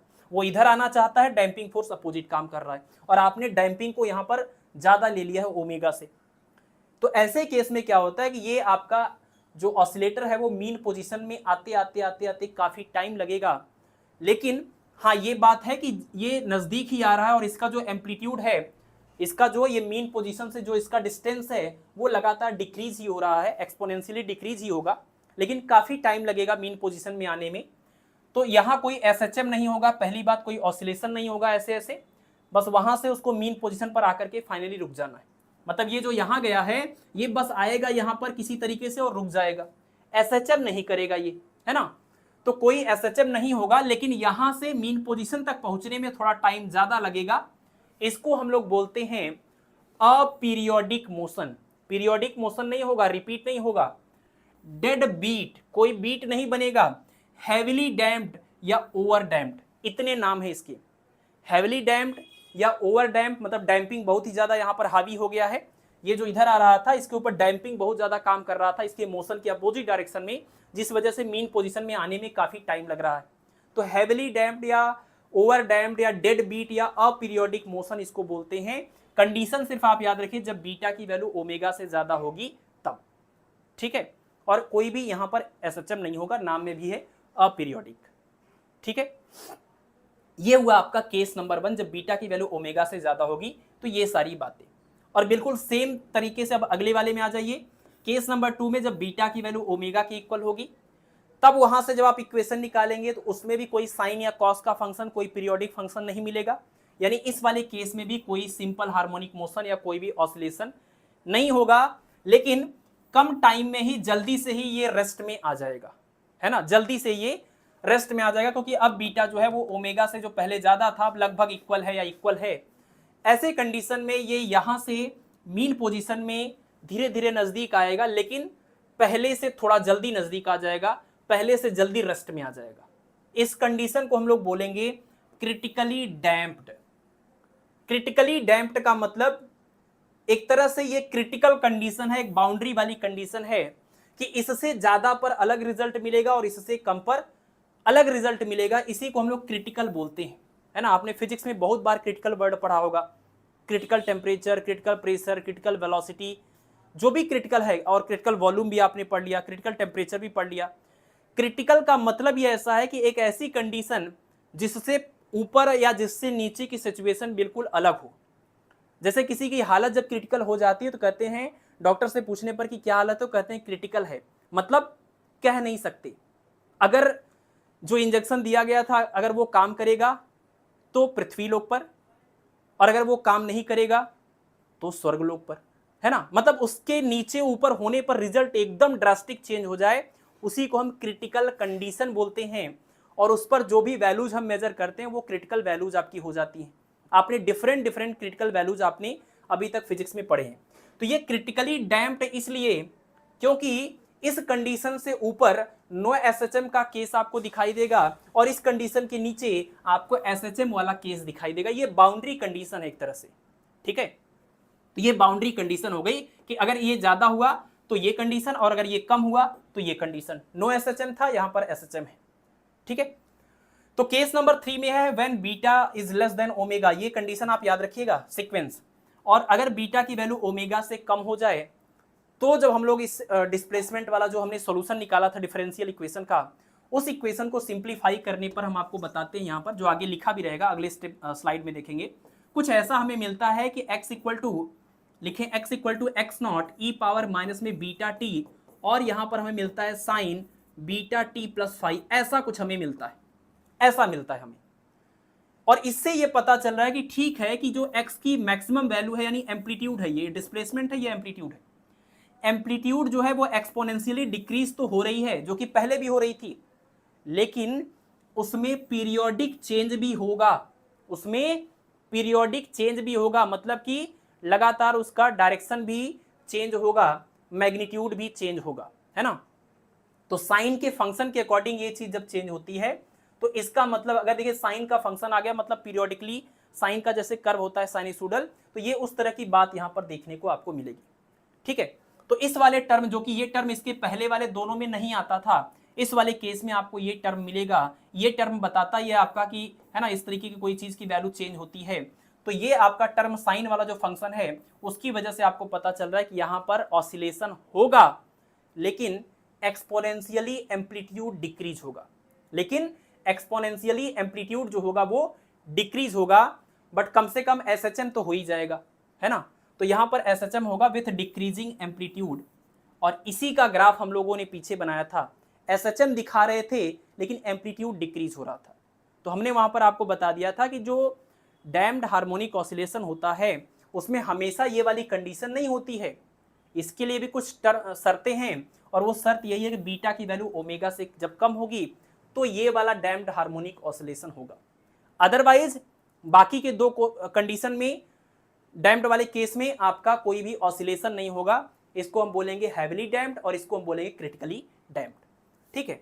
तो यहां पर ये केस इंपॉर्टेंट था और इसका नाम होगा अंडर डैम्पिंग। यहां पर ओवर डैम्पिंग था तो यहां पर अंडर डैम्पिंग या ऑसिलेटरी मोशन या लाइट डैम्पिंग, हल्की डैम्पिंग यहां पर होगी, और इसमें एसएचएम होगा आपका, ठीक है। और तीनों ही केस का ग्राफ देख लीजिए। केस नंबर 1, जब ये रेस्ट में आने में बहुत टाइम ले रहा था, कोई एसएचएम नहीं हो रहा था, ये है केस नंबर 1 का ग्राफ। ये वाला जो ग्राफ है, ये ग्राफ देखिए, है ना। यहां पर ये इनिशियल आपका एम्पलीट्यूड था और विथ रिस्पेक्ट टू टाइम ये डिक्रीज होते होते देखिए मीन पोजीशन पर आ गया, और इतना टाइम इसको लगा मीन पोजीशन पर पहुंचने में, ठीक है। हैविली डैम्प्ड था, डैम्पिंग फोर्स बहुत ज्यादा हावी था। दूसरे वाले केस में जब क्रिटिकल डैम्पिंग हो रहा था, तो क्रिटिकली डैम्प्ड में क्या हो रहा था कि ये आपका मीन पोजीशन, यहां से मीन पोजीशन पर पहुंचने में आप देखिए इतने ही टाइम में मीन पोजीशन पर पहुंच गया है, उससे पहले ही मीन पोजीशन पर पहुंच गया, उससे कम टाइम में। ये क्रिटिकली डैम्प्ड वाला केस है, और दोनों ही केस में कोई एसएचएम नहीं हो रहा है। मैक्सिमम डिस्प्लेसमेंट में से, यानी एम्पलीट्यूड वाली कंडीशन से मीन पोजीशन पे पहुंचने के बाद आपका जो ऑसिलेटर था वो दूसरी तरफ, दूसरे डायरेक्शन में नहीं गया, यानी एसएचएम नहीं हुआ, बस आके रुक गया, आके ये रुक गया। और तीसरे वाले केस में डिक्रीजिंग एम्पलीट्यूड के साथ आपका एसएचएम हो रहा है।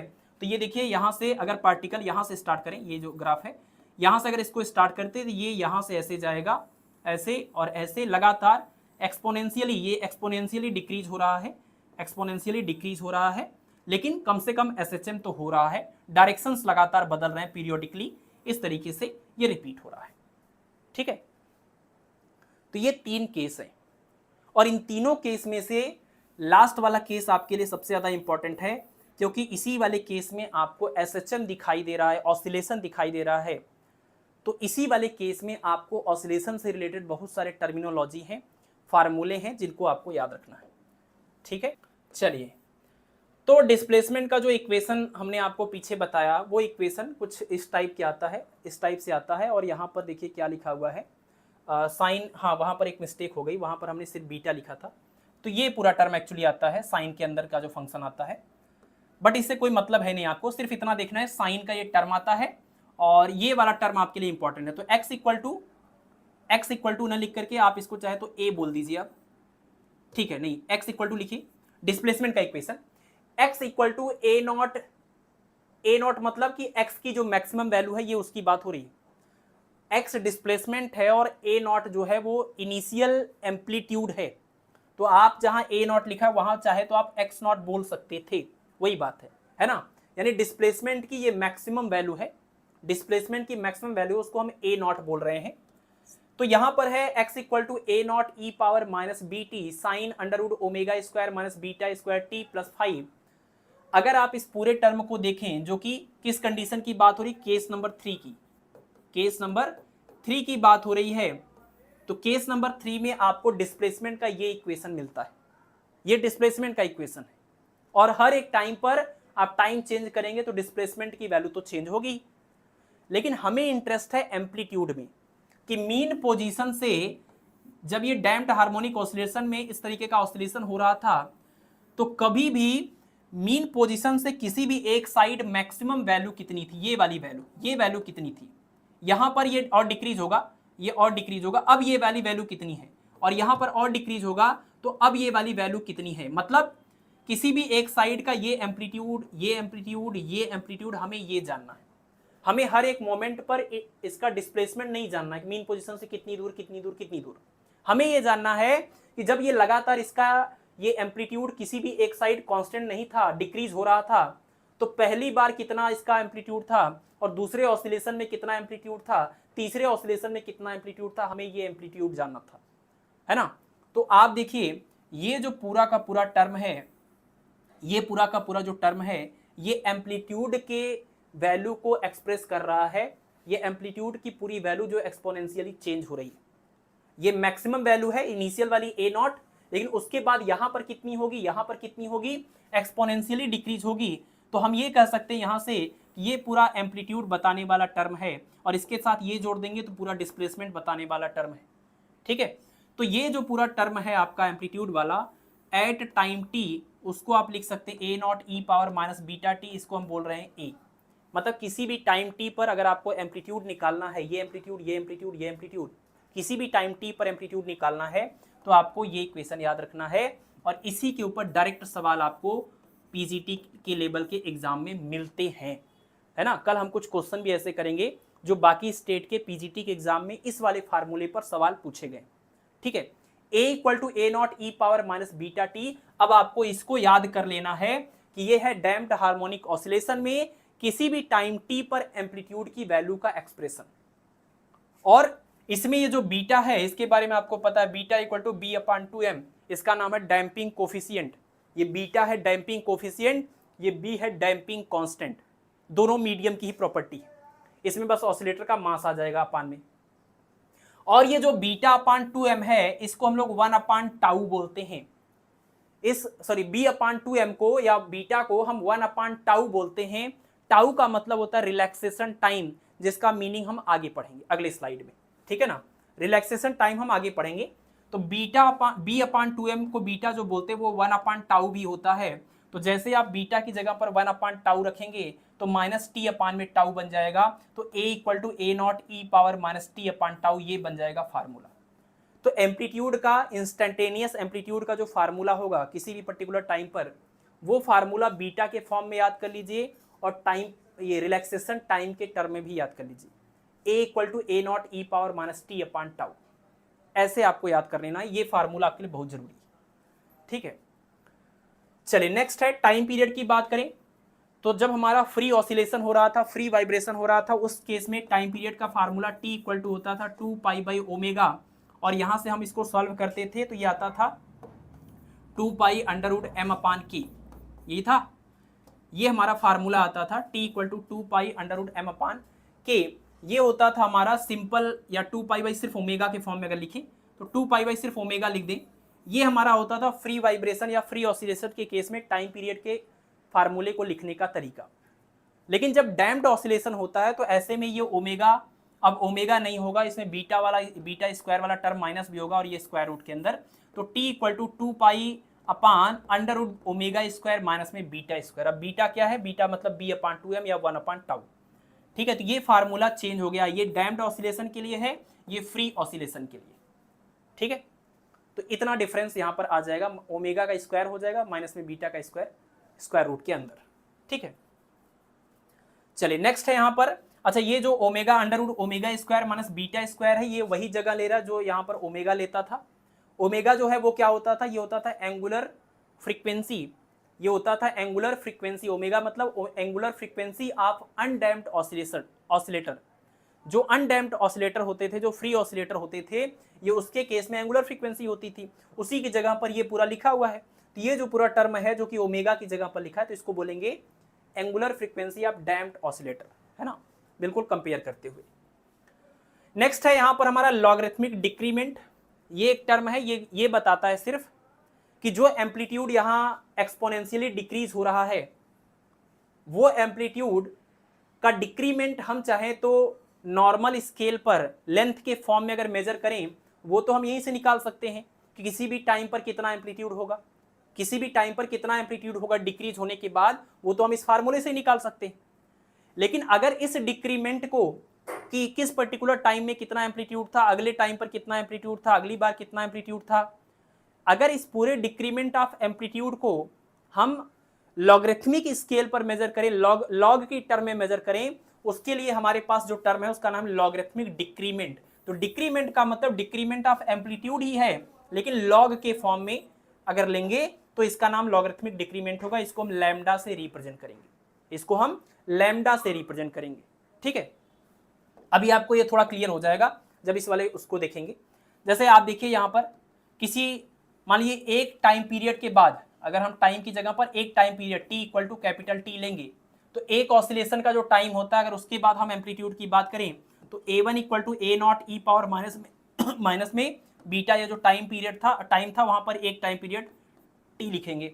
तो एक ऑसिलेशन के बाद कितना एम्पलीट्यूड बचेगा, तो ये इनिशियल एम्पलीट्यूड था ई पावर माइनस में बीटा टी, और दो ऑसिलेशन के बाद कितना एम्पलीट्यूड बचेगा, जैसे मान लीजिए यहां से स्टार्ट किया ये वापस से यहां पर पहुंच गया, एक ऑसिलेशन पूरा हो गया, तो एक ऑसिलेशन के बाद जैसे यहां पर थे तो कितना एम्पलीट्यूड था, और ये ऑसिलेशन पूरा होने के बाद अब कितना एम्पलीट्यूड है, तो एक ऑसिलेशन के बाद कितना एम्पलीट्यूड है, दूसरे ऑसिलेशन के बाद कितना एम्पलीट्यूड होगा, तीसरे के बाद कितना होगा, वही लिख रहे हैं। तो दूसरे एम्पलीट्यूड के बाद कितना टाइम एम्पलीट्यूड होगा, यहाँ टाइम की जगह पर हमें 2 टाइम पीरियड लिखना होगा, 2 टाइम्स ऑफ टाइम पीरियड, दो ऑसिलेशन की बात हो रही है।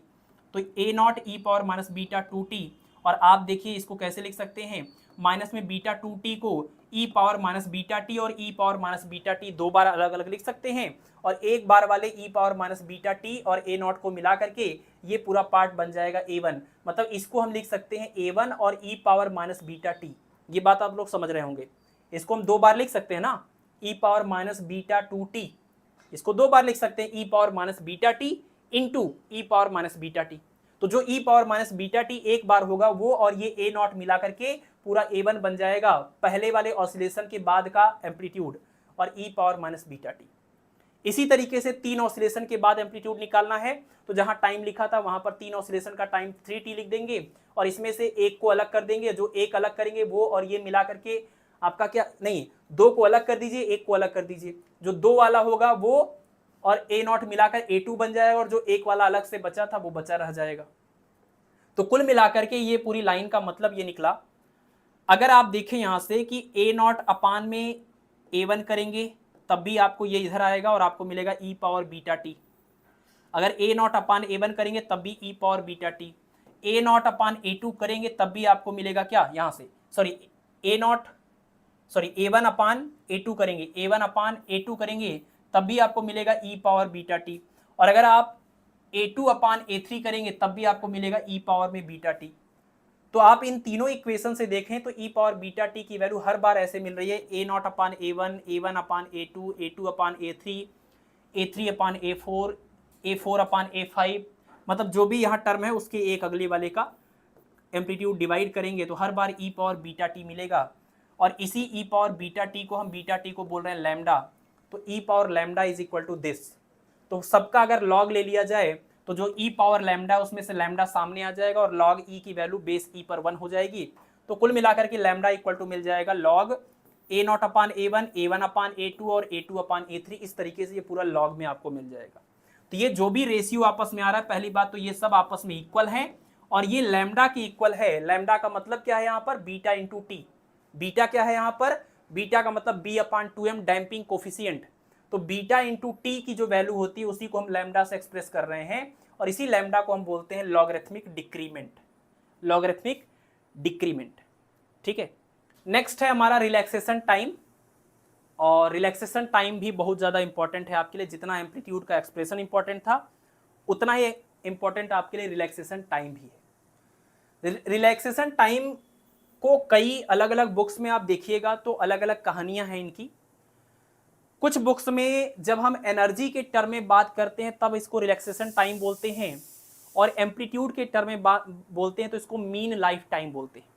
लेकिन कुछ एक बुक्स में सारे लोगों के लिए एक ही सिंगल डिफिनीशन है रिलैक्सेशन टाइम की, और वही वाला हमने यहाँ पर प्रीफर किया है, तो इसी को आप ध्यान रखें कि रिलैक्सेशन टाइम का मतलब यही जो सबके लिए सेम डिफिनीशन काम करती है, हम वो डिफिनीशन को फॉलो कर रहे हैं, जबकि अलग अलग बुक्स में अलग अलग बातें बोली गई। ठीक है, रिलैक्सेशन टाइम का मतलब होता है कि ऐसा टाइम जिसमें एम्पलीट्यूड, वेलोसिटी या टोटल मैकेनिकल एनर्जी की जो वैल्यू है वो अपनी इनिशियल वैल्यू की 1/e टाइम्स हो जाए।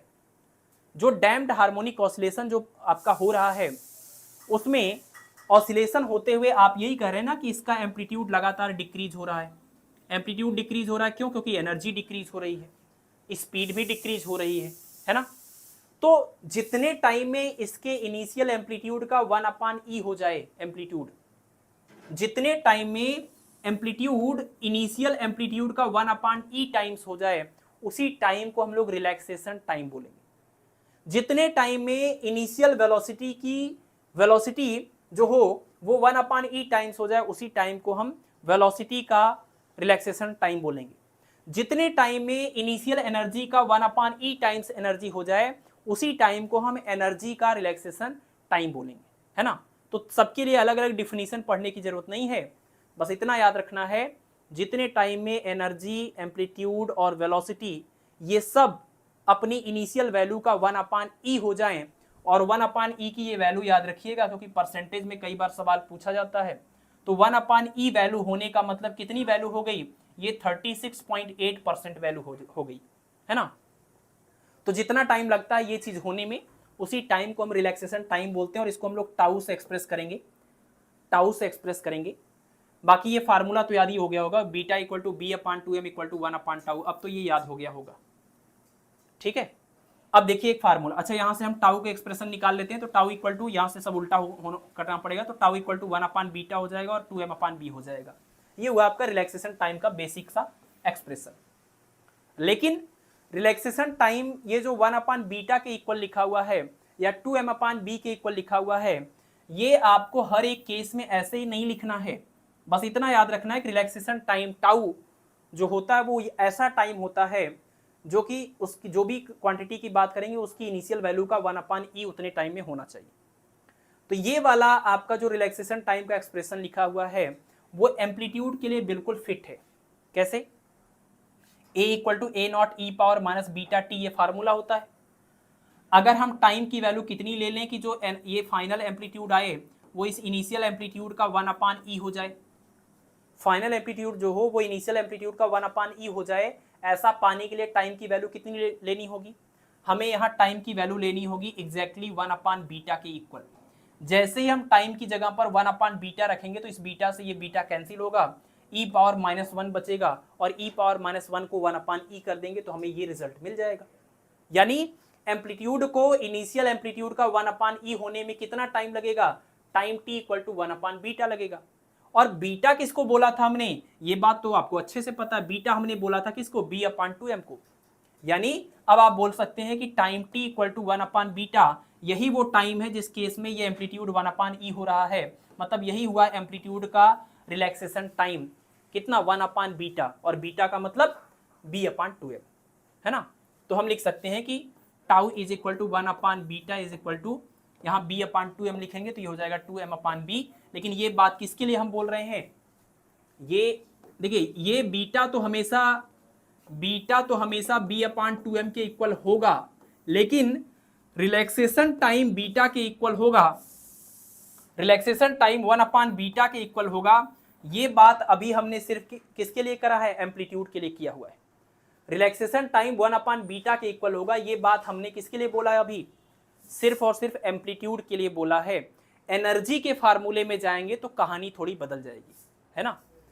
वेलोसिटी में भी यही सेम आएगा आपका, क्योंकि एक बार इसको डिफरेंशिएट करने से, जो एम्पलीट्यूड वाला एक्सप्रेशन है, एक बार इसको टाइम के रिस्पेक्ट में डिफरेंशिएट करेंगे तो ये e के पावर वाला जो टर्म है उसमें कोई चेंज आएगा नहीं। बट एनर्जी वाले फार्मूले में e के पावर में अलग टर्म आता है, इस वजह से उसका रिलैक्सेशन टाइम भी अलग आता है। तो एक काम करते हैं, हम पहले आपको वही दिखा देते हैं, यहाँ यहीं पर तो है, यहीं पर देख लेते हैं। देखिए एनर्जी की अगर हम बात करें तो डैम्प्ड हार्मोनिक ऑसिलेशन में एनर्जी का एक्सप्रेशन आता है E equal to E0, average का सिंबल है ये, E equal to E0 exponentially minus में 2βt, ये एनर्जी का फार्मूला है और ये एम्पलीट्यूड का फार्मूला है। इन दोनों फार्मूले पर डायरेक्ट सवाल एग्जाम में आते हैं, तो दोनों आप याद कर लीजिए, ये वाला और ये वाला। A equal to A0 e⁻−βt, और यहाँ पर E equal to E0 e⁻2βt। तो यहां पर आप बताइए कि अगर आप चाहते हैं कि फाइनल एनर्जी जो हो वो इनिशियल एनर्जी की 1/e टाइम्स हो जाए, उसके लिए कितना टाइम लेना पड़ेगा, तो इस टाइम t की जगह पर आपको 1/2β लेना पड़ेगा, तभी तो 2β से 2β कैंसिल होगा और e⁻−1 जो है 1/e बन जाएगा। तो एनर्जी को इनिशियल एनर्जी का 1/e होने में कितना टाइम लगेगा, 1/2β। इसका मतलब 1/2β एनर्जी के लिए रिलैक्सेशन टाइम है। इसी को अब हम टाउ से एक्सप्रेस कर देते हैं, तो टाउ इक्वल टू 1/2β हो गया एनर्जी के केस में, और टाउ इक्वल टू 1/β था एम्पलीट्यूड के केस में। बाकी बीटा किसको बोलते हैं वो बात तो एकदम क्लियर है, b/2m कोई बीटा बोलते हैं तो यहां भी लिख सकते हैं b/2m, और 2 से 2 कैंसिल हो जाएगा, तो यहां पर सिर्फ m/ क्या बचेगा, b बचेगा। है ना। बीटा की वैल्यू b/2m होती है, ये हमेशा के लिए सच है, लेकिन रिलैक्सेशन टाइम हमेशा 1/बीटा होता है, ये बात सच नहीं है। एम्पलीट्यूड और वेलोसिटी के लिए ये बात है और एनर्जी के लिए ये बात है, ठीक है। तो ये आपको ध्यान रखना, ये बात हमने यहां पर लिख दी है, ठीक है। चलिए, क्लियर है इतना। तो अगर हम काइनेटिक एनर्जी और पोटेंशियल एनर्जी का जो यहाँ से एक्सप्रेशन आएगा, अगर आपको डिस्प्लेसमेंट का पता है तो उसको डिफरेंशिएट करके वेलोसिटी निकाल लेंगे। बाकी काइनेटिक एनर्जी और पोटेंशियल एनर्जी का फार्मूला आपको लिखना आता है, तो उसके हिसाब से जब आप डिस्प्लेसमेंट जहाँ y² लिखा करते थे नॉर्मल वाइब्रेशन में, अब वहाँ पर y की जगह पर a sin ओमेगा t नहीं रखना होगा, जैसा यहाँ पर आया था उस तरह से रखना होगा कि a0 e⁻ beta t sin under, है ना, ओमेगा² - बीटा² t + 5, वैसा लिखना पड़ेगा। उसके हिसाब से हमने ये टोटल एनर्जी निकाली थी, तो ये एक्सप्रेशन आता है टोटल एनर्जी का। और ये जो है वो एनर्जी की मैक्सिमम वैल्यू है, तो इसको हमने E0 बोल दिया, बाकी ये टर्म एज इट इज यहाँ पर लिख दिया, वही चीज़ है। और आपको इन सब में नहीं पढ़ना है, आपको सिर्फ ये याद कर लेना है, इससे काम आपका हो जाएगा, ठीक है। क्लियर है। तो इस स्लाइड से दो इंपॉर्टेंट बात, रिलैक्सेशन टाइम की डिफिनीशन आपने देख ली, एम्पलीट्यूड का एक्सप्रेशन देख लिया और एनर्जी का एक्सप्रेशन देख लिया। दोनों के लिए रिलैक्सेशन टाइम आपने निकाल लिया 1/बीटा 1/2 बीटा, ठीक है। चलिए, और ये है इस क्लास का लास्ट स्लाइड, ठीक है। ये इस क्लास का लास्ट स्लाइड है, बस क्वालिटी फैक्टर के फार्मूले को पढ़ लेना है और ये यहीं पर खत्म हो जाएगा। देखिए, एक तो पावर डिसिपेशन की बात करें तो आप देख रहे हैं डैम्प्ड हार्मोनिक ऑसिलेशन में आपका ऑसिलेटर धीरे धीरे उसका एम्पलीट्यूड डिक्रीज हो रहा है, क्योंकि उसकी एनर्जी डिक्रीज हो रही है ना, डैम्पिंग फोर्स की वजह से। तो अगर एनर्जी डिक्रीज हो रही है तो इसका मतलब पावर भी डिक्रीज हो रहा है, भाई पर यूनिट टाइम को एनर्जी बोलते हैं, तो अगर एनर्जी डिक्रीज हो रही है तो पावर भी डिक्रीज हो रही होगी। तो पावर की वैल्यू को, पावर कितना डिक्रीज हो रहा है, उसका डिक्रीज होने का रेट क्या है, वो चीज अगर हम निकालने की बात करें तो P = dE/dt, है ना। Energy with respect to time कैसे डिक्रीज हो रही है उसी को हम पावर बोलेंगे। चूंकि डिक्रीज हो रही है इसलिए यहां पर ये माइनस सिंबल लगा हुआ है। और एनर्जी का ये एक्सप्रेशन आपको पीछे पता ही चल गया, E = क्या था, E0 e⁻² बीटा टी। आप इसी वाले इक्वेशन को डिफरेंशिएट करेंगे with respect to time t, तो इसको डिफरेंशिएट करने के बाद जो मिलेगा 2 बीटा, वही ये पावर वाला जो 2 बीटा होगा, और माइनस ने इस माइनस को प्लस कर दिया, ये 2 बीटा वही पावर वाला बाहर आएगा, बाकी पूरा टर्म मिलेगा वही जो E की वैल्यू थी, जो E का एक्सप्रेशन था वो। तो यानी rate of power dissipation is equal to 2 beta into energy, और 2 बीटा का मतलब आप समझते हैं, ये जो 2 बीटा है वो एनर्जी के केस में, टाउ इक्वल टू था 1/2 बीटा। एनर्जी के केस में relaxation time equal to 1/2 beta formula था, तो यहां से अगर आप 2 बीटा का एक्सप्रेशन निकालेंगे तो 1/ एनर्जी के केस में रिलैक्सेशन टाइम हो जाएगा। तो जहां पर ये 2 बीटा है वहीं पर हम चाहे तो 1/τ लिख दें, तो आएगा E/τ। कुल मिलाकर के पावर डिसिपेशन इक्वल टू हो गया E/τ। E को कई बार एवरेज वाला सिंबल लगाते हैं, नहीं भी लगाते हैं, दोनों चलता है। तो P = E/τ, ये हो गया आपका डैम्प्ड हार्मोनिक ऑसिलेटर में पावर और एनर्जी के बीच का रिलेशन, ठीक है ना। तो P = E/τ, ये हो गया आपका पावर डिसिपेशन का एक्सप्रेशन। और लास्ट है हमारा क्वालिटी फैक्टर।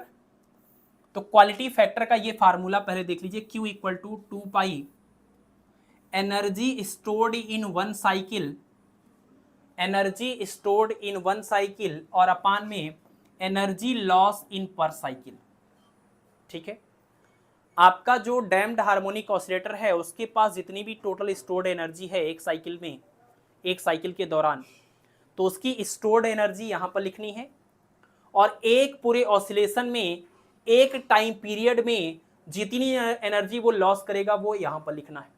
तो ये स्टोर्ड एनर्जी है, और यहाँ एक साइकिल में लॉस होने वाली एनर्जी, ये भी एक साइकिल का है, ये भी एक साइकिल का है।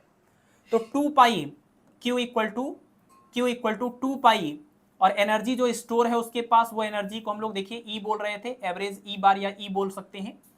और एनर्जी लॉस इन पर साइकिल, पर साइकिल का मतलब पर पीरियड, हर एक पीरियड में, एक टाइम पीरियड में कितना एनर्जी लॉस होगा वो आपको बताना है। अब आप जरा देखिए, आप ये कह सकते हैं P = होता है E/T।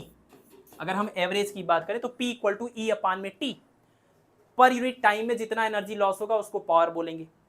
तो अगर हम एक टाइम पीरियड की बात करें तो हमें यहां पर कैपिटल टी लिखना चाहिए, कैपिटल टी टाइम पीरियड, और इसको मल्टीप्लाई कर देंगे तो हमें एक टाइम पीरियड का एनर्जी लॉस मिल जाएगा, ई इक्वल टू क्या हो जाएगा, पी इंटू में टी। तो एक टाइम पीरियड में जो एनर्जी लॉस होगा उसके लिए हम यही बोलेंगे ना कि power loss into time period, क्योंकि एक टाइम पीरियड या एक साइकिल की बात हो रही है। तो हमने ये जो अपान वाला टर्म था इसकी जगह पर यही लिखा हुआ है, क्या लिखा हुआ है कि इसकी जगह पर P इंटू में टी, ये एनर्जी स्टोर लिख लिया, यहां पर पावर इंटू में टाइम टी हो गया, है ना। और अभी अभी आपने पावर का एक्सप्रेशन देखा रिलैक्सेशन टाइम के टर्म में कि P equal to E upon tau होता है। तो जैसे P की जगह पर ई अपान टाउ रखेंगे और इस T की जगह पर 2 पाई बाई ओमेगा वाला फार्मूला लिखेंगे, 2 पाई से ये 2 पाई आपका कैंसिल होगा, इस वाले E से ये वाला E कैंसिल होगा, ओमेगा और ये टाउ दोनों ऊपर चले जाएंगे, तो Q equal to omega into tau बनेगा। ये फार्मूला काफी इंपॉर्टेंट है, इसको भी आपको याद कर लेना है, ठीक है। तो quality factor equal to omega into में टाउ, और ये ध्यान रखना है ओमेगा मतलब non harmonic undamped harmonic oscillator की एंगुलर फ्रीक्वेंसी है। जब डैम्पिंग नहीं हुई थी ये तब की फ्रीक्वेंसी है, डैम्पिंग के बाद तो बदल गई, omega square minus beta square root के अंदर हो गया। तो Q equal to omega into tau, और टाउ मतलब क्या, ये है आपके एनर्जी का रिलैक्सेशन टाइम, डिस्प्लेसमेंट एम्पलीट्यूड का नहीं, एनर्जी का रिलैक्सेशन टाइम, यानी 1/2 बीटा वाला जो फार्मूला आया था वो है। बस ठीक है, इसके बाद आप इसको चाहे तो सिंप्लीफाई कर सकते हैं कि ये चूंकि एनर्जी का रिलैक्सेशन टाइम है तो टाउ इक्वल टू आपको पता है 1/2 बीटा था, तो आप इसको और सिंप्लीफाई करना चाहें, बीटा का मतलब आपको पता है B/2m, 2 से 2 कैंसिल होगा, ये ऊपर चला जाएगा, m/b आएगा किसकी जगह पर, टाउ की जगह पर, तो वो चीज़ आप यहाँ भी रख सकते हैं। तो Q इक्वल टू हो जाएगा ओमेगा और टाउ की जगह पर आप m/b लिख सकते हैं। इस तरीके से आप अलग अलग तरीके से फार्मूले का कन्वर्जन कर सकते हैं, ठीक है। यहां पर ये बात ध्यान रखिएगा कि ये जो क्वालिटी फैक्टर है वो क्या बताती है, it measures the rate at which the energy of oscillator decays, किस रेट से एनर्जी डिके हो रही है उस चीज को मेजर करने वाली क्वांटिटी का नाम है क्वालिटी फैक्टर। और चीज ये क्या मेजर करती है, it also gives the number of oscillation which system perform before its amplitude fall to 1/e of its original value. ये नंबर ऑफ ऑसिलेशन को बताती है कि जो आपका ये एसएचएम हो रहा था, ये एसएचएम होते टाइम एम्पलीट्यूड की जो वैल्यू थी, इसका जो एम्पलीट्यूड था वो 1/e टाइम्स होने से पहले कितना ऑसिलेशन पूरा कर चुकी थी। देखिए एम्पलीट्यूड को 1/e टाइम्स होने में जितना टाइम लगा वो था आपका रिलैक्सेशन टाइम, लेकिन 1/e टाइम्स होने में जितना ऑसिलेशन पूरा हुआ वो मेजर अगर करना है तो आपको निकालनी पड़ेगी क्या, क्वालिटी फैक्टर, ठीक है। तो डिफिनीशन का ये इंपॉर्टेंस भी आपको ध्यान रखना है कि क्वालिटी फैक्टर क्या क्या चीजें रिप्रेजेंट करता है, इसका मीनिंग क्या होता है। ये बात भी कई बार सवालों में आपको परेशान कर सकता है, ये वाला स्पेशली ये वाला, ठीक है। तो बस हार्मोनिक ऑसिलेटर का जितना भी इंपॉर्टेंट कॉन्सेप्ट आपके पीजीटी के एग्जाम के लिए, वैसे तो सारा ही कुछ हो गया, पीजीटी के लिए जितना हो सकता था सब कुछ इसमें ऐड कर दिया है, बट हम आपको लास्ट में इतना बता देते हैं, कुछ नहीं याद कर पाए तो क्या याद कर लेना है आपको। अगर आप कुछ याद नहीं कर पा रहे हैं तो सिर्फ यहां से इतनी बात याद कर लीजिए, यहां पर एक्स्ट्रा डैम्पिंग फोर्स आता है जिसका ये टर्म है जो कि मोशन के या वेलोसिटी के जस्ट अपोजिट डायरेक्शन में होता है। बी को डैम्पिंग कांस्टेंट और B/2m जिसको बीटा बोले हैं उसको डैम्पिंग कोफिशिएंट बोलते हैं, ये टर्म याद कर लेना है। बस इस पूरे स्लाइड से 2 बातें। नेक्स्ट, इस वाले स्लाइड में ये याद करना है कि पहले दोनों केस में जब बीटा ओमेगा से ज्यादा था, बीटा ओमेगा के इक्वल था, तो कोई एसएचएम नहीं हो रहा था। लास्ट वाली कंडीशन में जब एसएचएम होता है तो उस टाइम बीटा ओमेगा से कम होता है, और उस केस का ये आपका ग्राफ है। मतलब ग्राफ के ये तीनों नाम सिर्फ याद कर लीजिए कि बीटा ओमेगा ज्यादा होने पर ये नाम है, ये नाम है और ये नाम है। इन दोनों में एसएचएम नहीं होगा, सिर्फ इसी में एसएचएम होगा। तो ये ग्राफ सिर्फ देख लेना है, बाकी चीजें छोड़ सकते हैं आप। नेक्स्ट, यहां पर आपको 2-3 बातें इंपॉर्टेंट याद रखनी है जो कि आपके न्यूमेरिकल्स, जो मुझे याद आ रहा है जो अलग अलग पीजीटी एग्जाम में हमने कराए हैं, जो सवाल आपके पूछे गए वो इसके ऊपर सवाल आए हैं।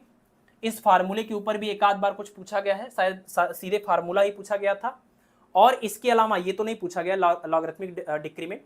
ये 2 बातें यहां से।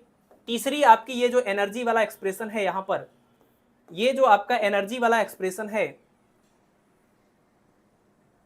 एक सेकेंड, ये जो एनर्जी वाला आपका एक्सप्रेशन है, यानी आप ये एम्पलीट्यूड का ये और एनर्जी का ये दोनों एक्सप्रेशन, रिलैक्सेशन टाइम का ये कॉन्सेप्ट, ये डिफिनीशन कि एनर्जी हो या एम्पलीट्यूड हो या वेलोसिटी हो, 1/E होने में जो टाइम लेगा उसको रिलैक्सेशन टाइम बोलेंगे।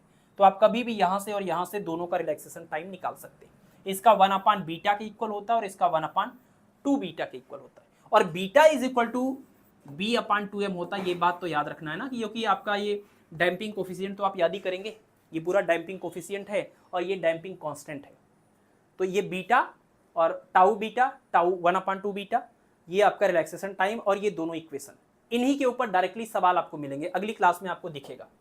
ठीक है, इतना याद कर लेंगे। और यहाँ से क्वालिटी फैक्टर का ये वाला एक्सप्रेशन ओमेगा टाउ के टर्म में, और डिफिनीशन भी याद कर लीजिए तो अच्छा है। ठीक है, ये डिफिनीशन इसका याद कर लीजिए और ये वाला रिजल्ट याद कर लीजिए तो अच्छा है।